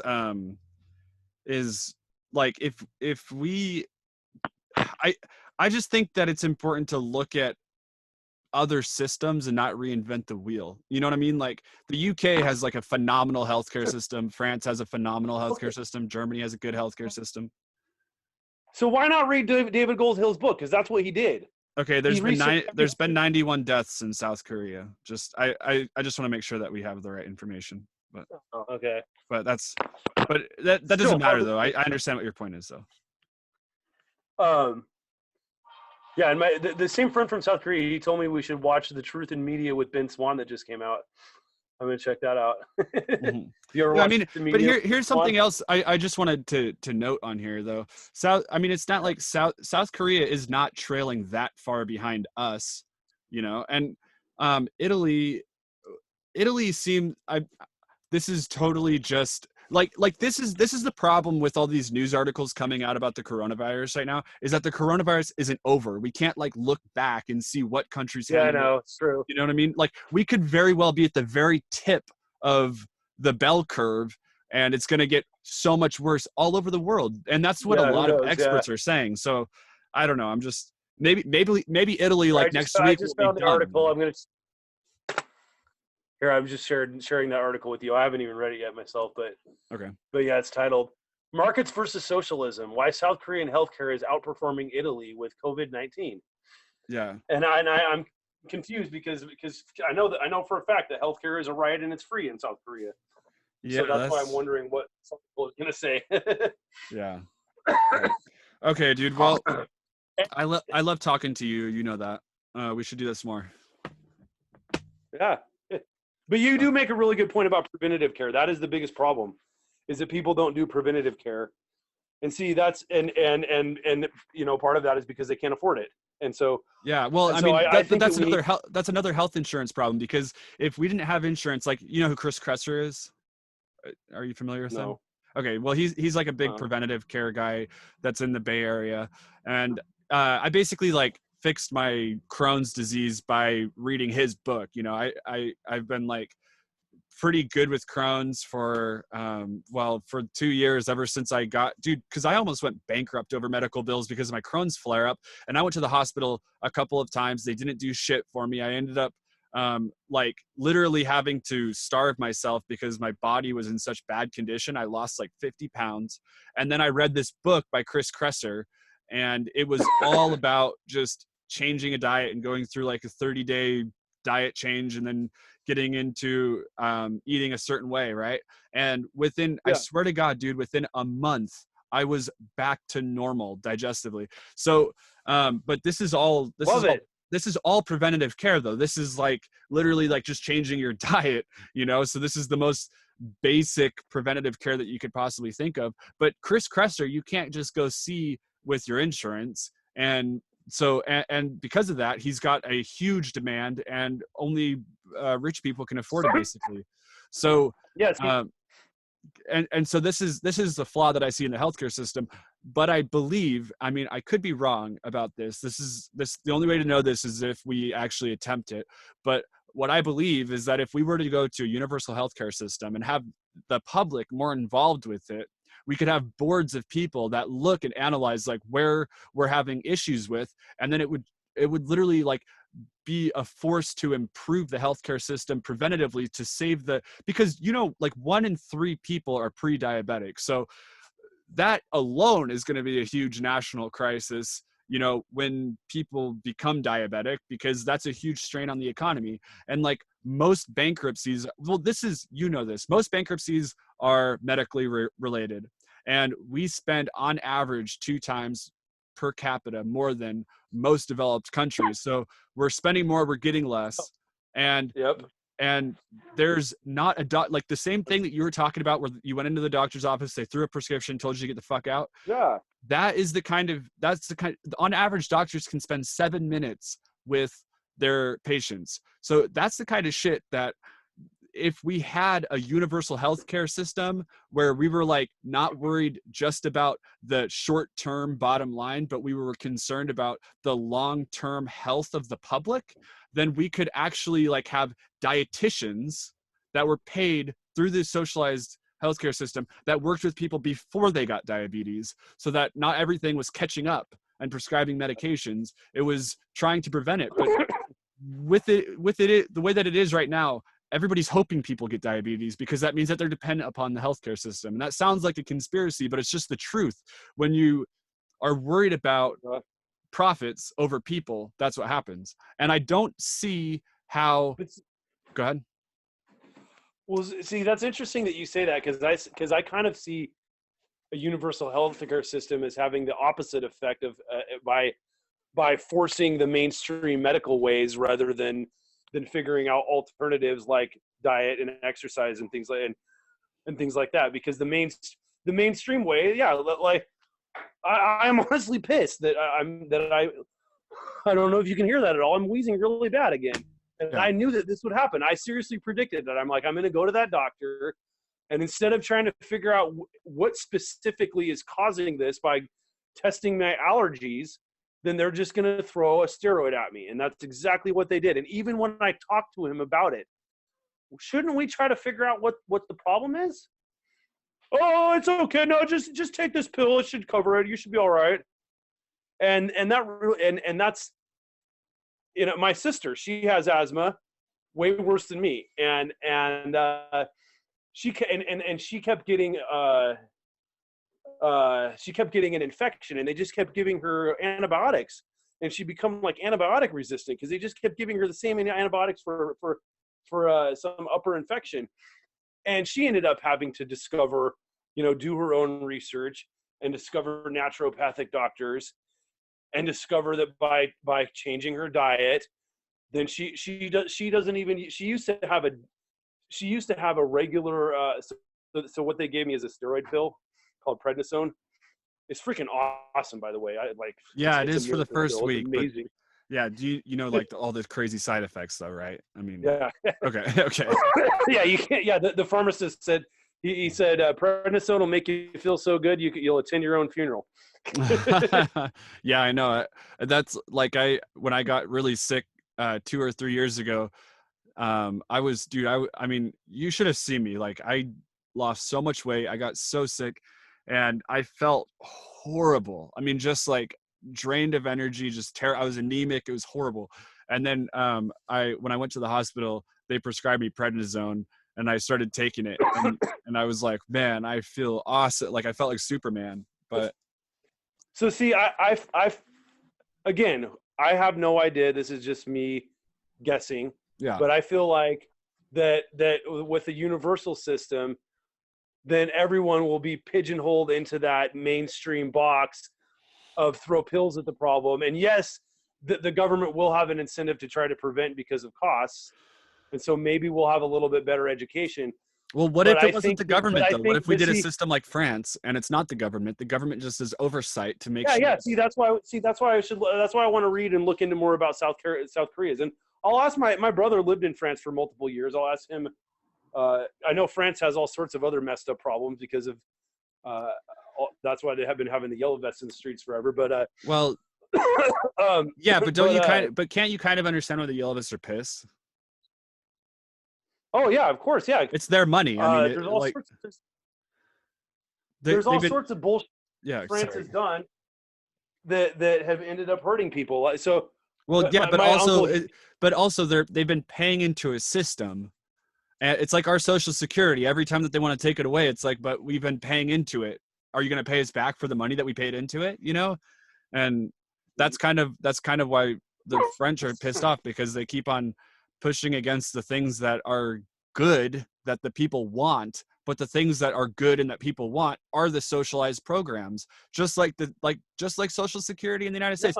I'm not saying Social Security is perfect, right? But I mean, obviously it's not. But I think that most people want it because they're not forward thinking enough to prepare for retirement.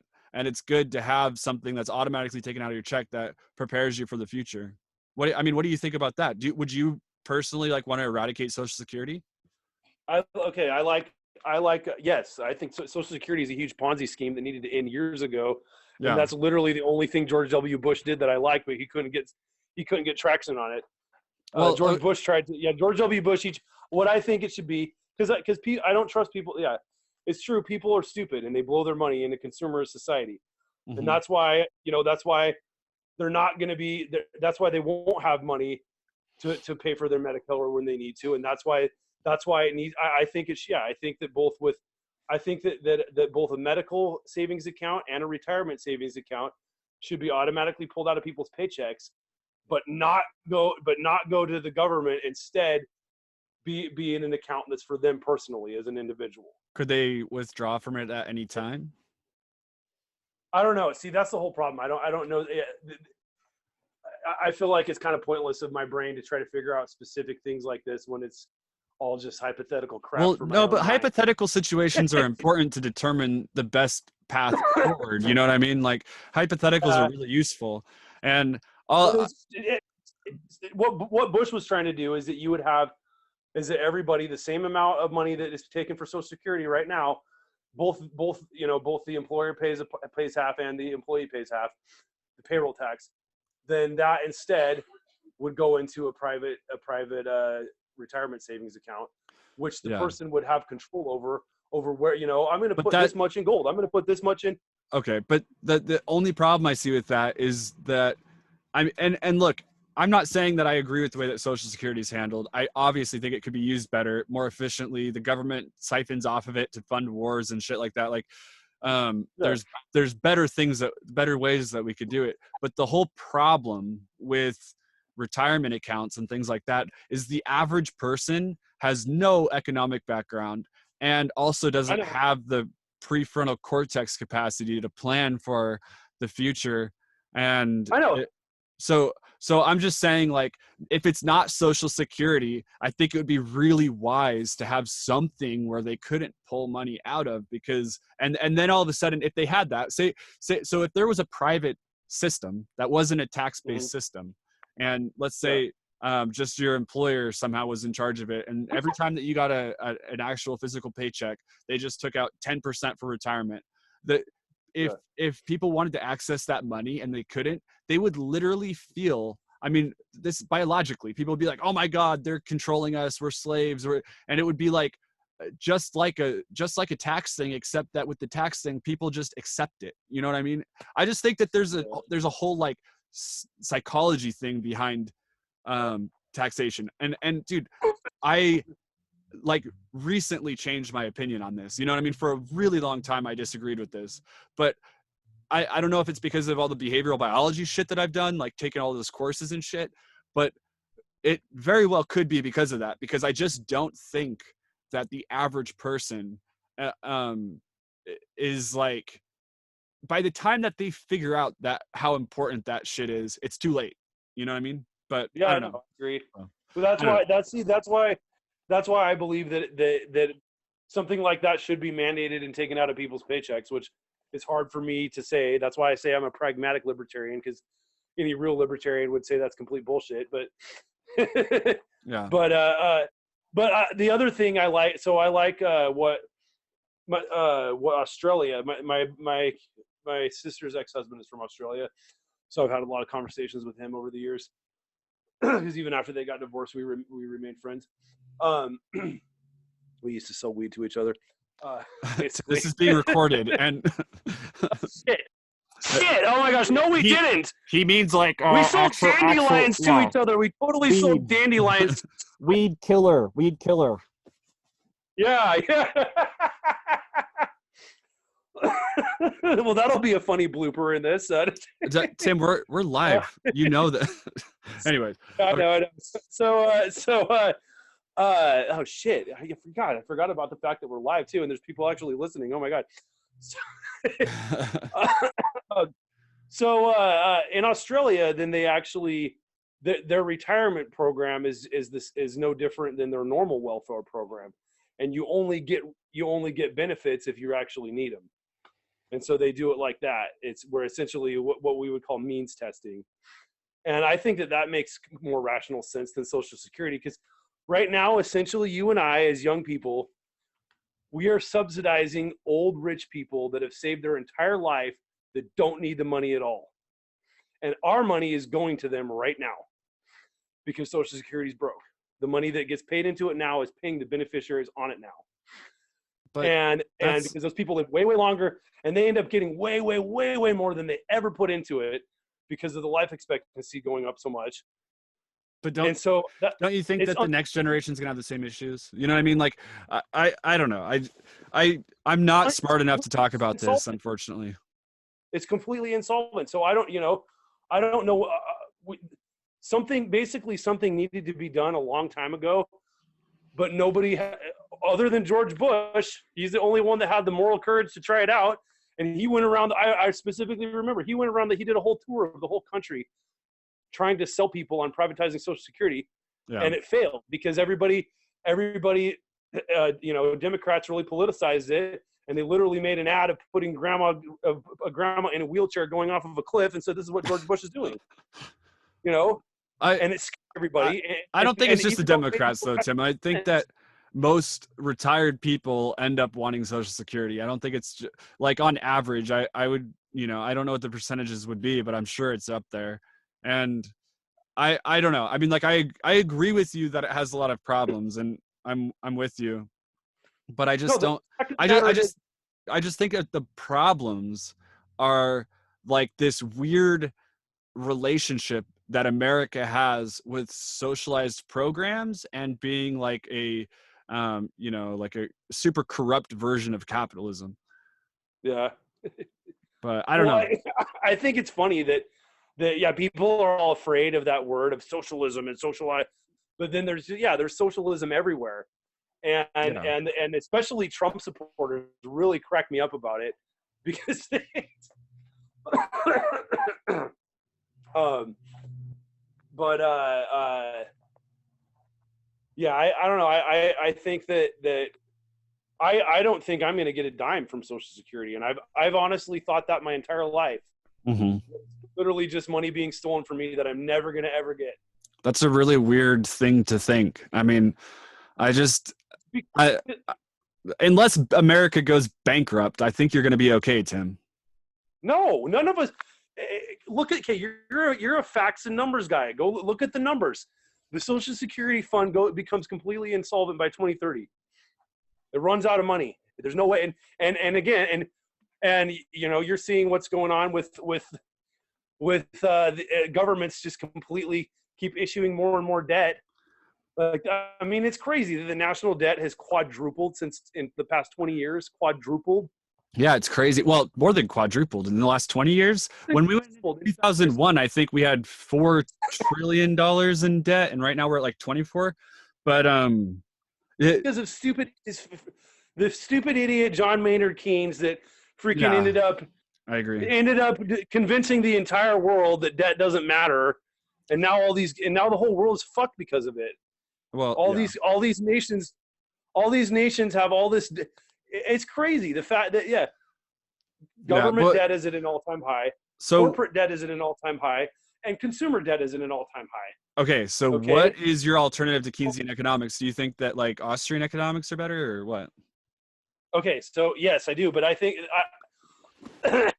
you should talk to my friend Sebastian sometime. He's really smart. I think that he got a degree in economics, but then he likes Lewis's stuff, but he also likes Austrian economics, and I think that this is going to cause a new paradigm shift of something that doesn't exist. That's something that doesn't exist yet. We're gonna the collapse right now. Is that what you're talking about? Yeah. Yeah. And so I'm trying to be optimistic and positive about it.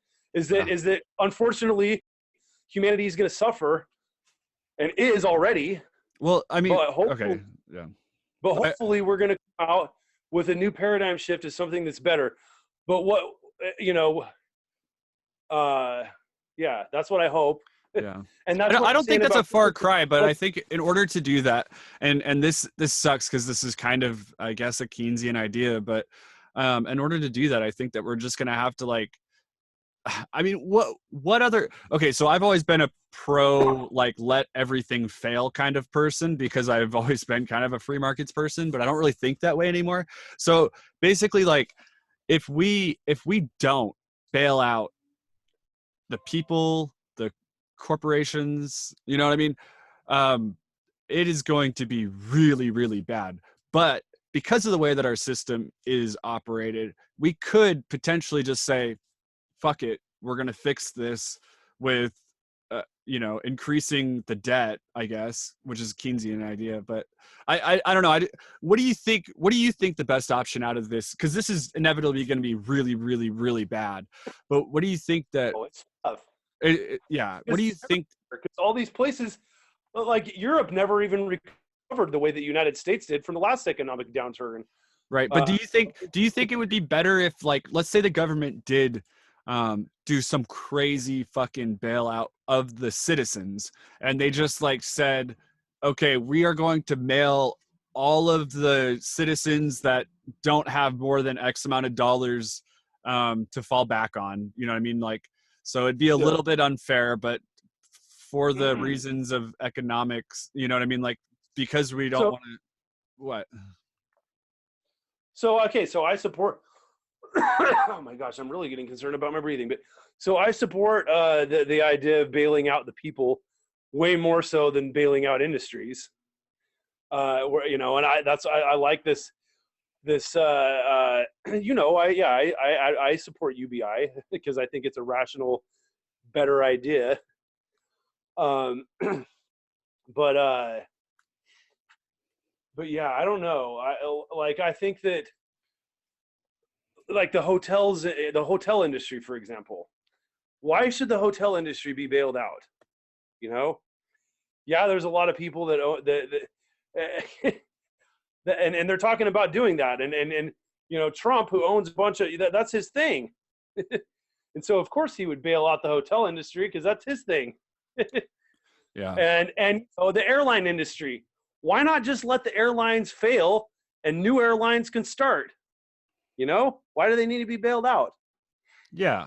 Yeah. I mean, I for the most part agree with you. I think it's kind of interesting hearing Trump. I mean, I think I made a status about this, but when I was listening to the press conference yesterday, Trump said, like, it's not their fault that this virus came, you know, it's not their fault. It's not their fault. And I found that to be really interesting because that's so not something I would expect Trump to say.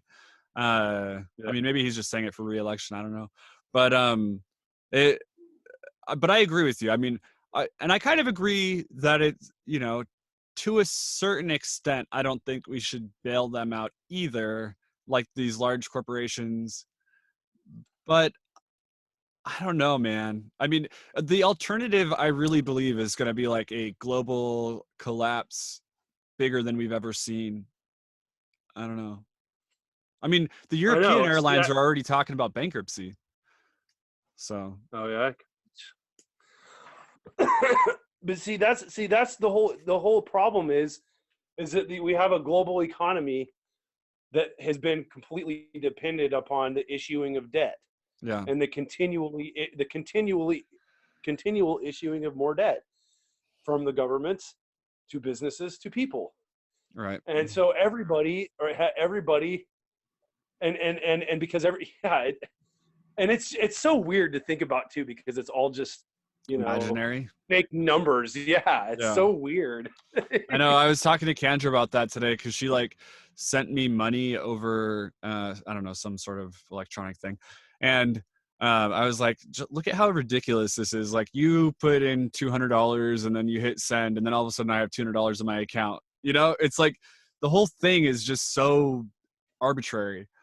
And that's why I think, I mean, not that this is like realistic or whatever, but if the Fed were to just say, you know what, like, we're going to cut the debt in half, what would happen? Then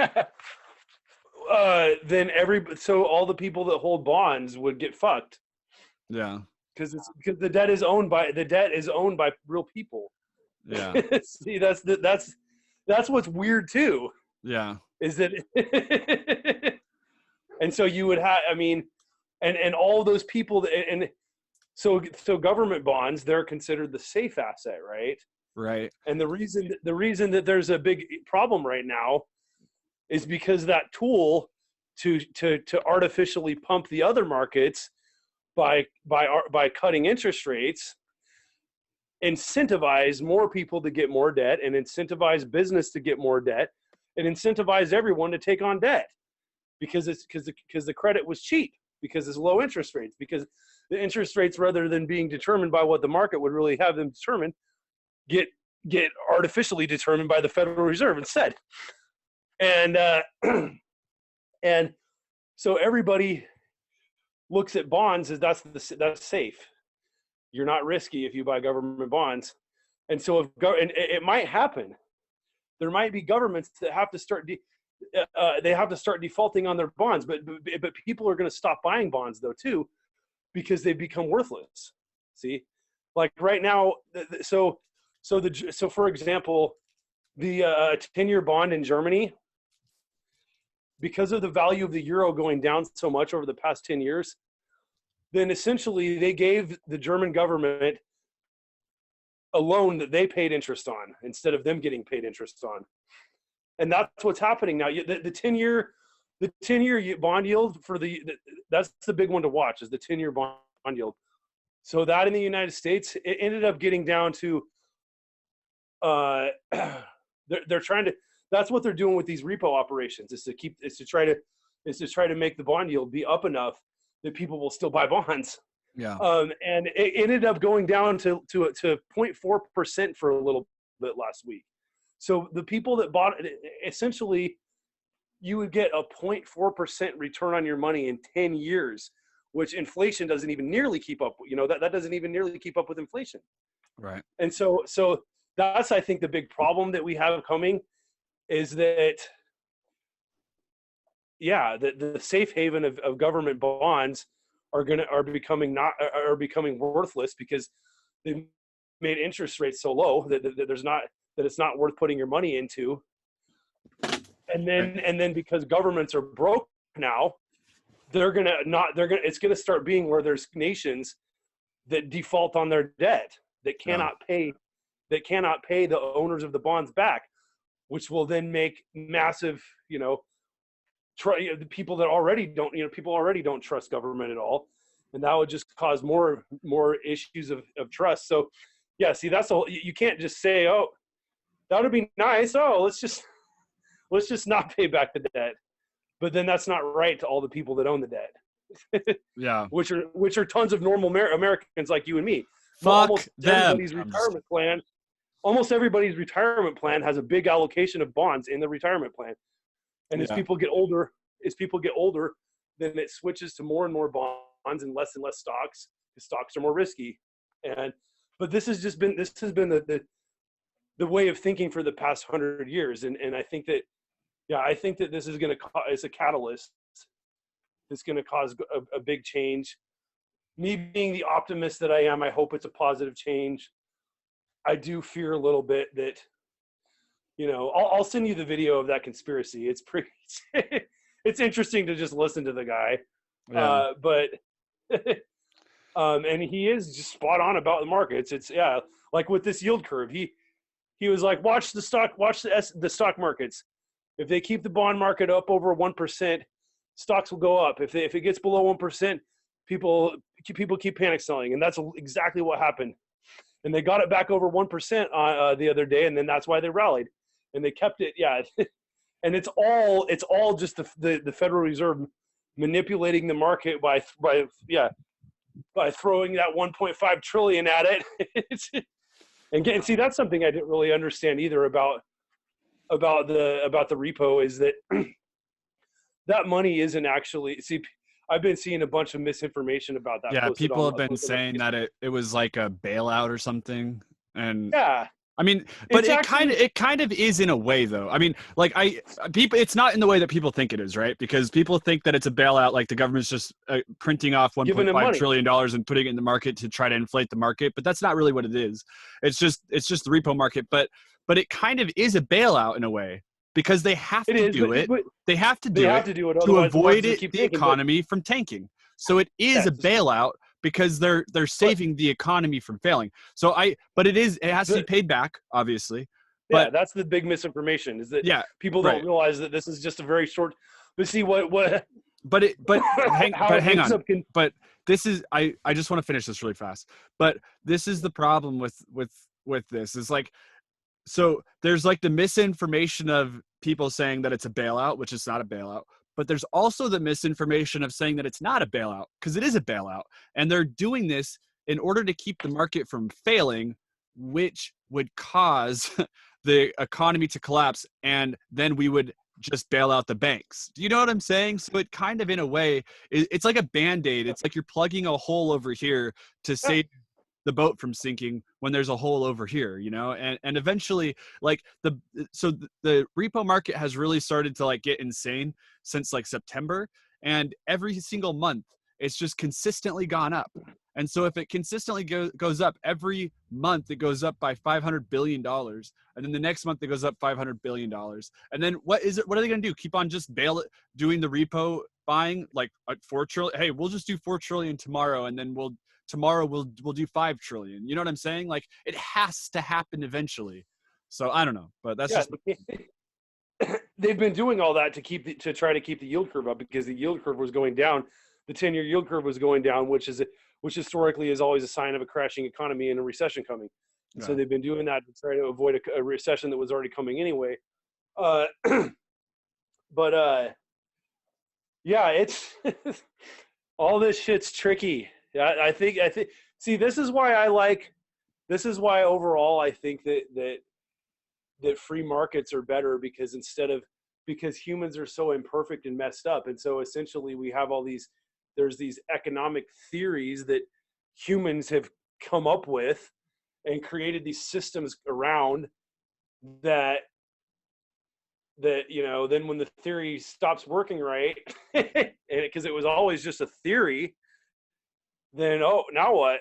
I think that we're now seeing the failure of Keynesian economics. That's what I think is happening. Well, I think we see the failure every decade, kind of, in a way, Yeah.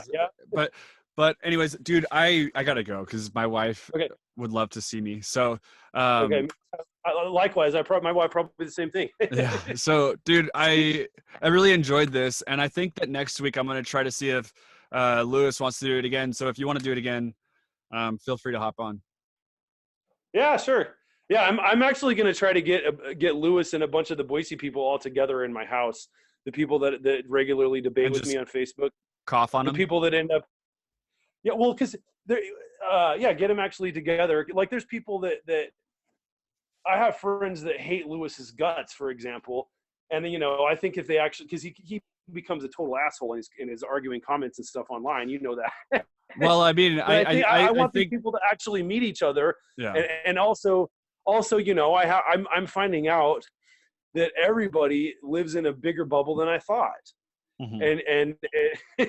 And I really, I thought that people that called themselves libertarian, for example, knew the history of libertarianism and how libertarian actually used to be a socialist philosophy. But I'm finding out that most libertarians have no idea about that. I know, it's kind of funny. I feel like they're closed-minded. I was talking to my stepdad, I don't know, like a month ago, and he was saying something to me, and I don't know, and sorry if he's listening to this, I don't think that he really totally understands like Marxism or socialism, which not a lot of people do, but he was saying something to me that sounded like it was written right in the Communist Manifesto. And I was like, dude, you sound like a socialist, And he was like, what? But it's like, dude, you sound like a socialist, because socialists are kind of anarchists in a way. And Most people don't realize that. Yeah. So anyways, okay, man. Well, hey, I really got to go. But let's do this next week. All right, brother. Thanks. I put the links in those links in the chat about the Trump links. Okay. Sweet. Thanks, man. All right. Later.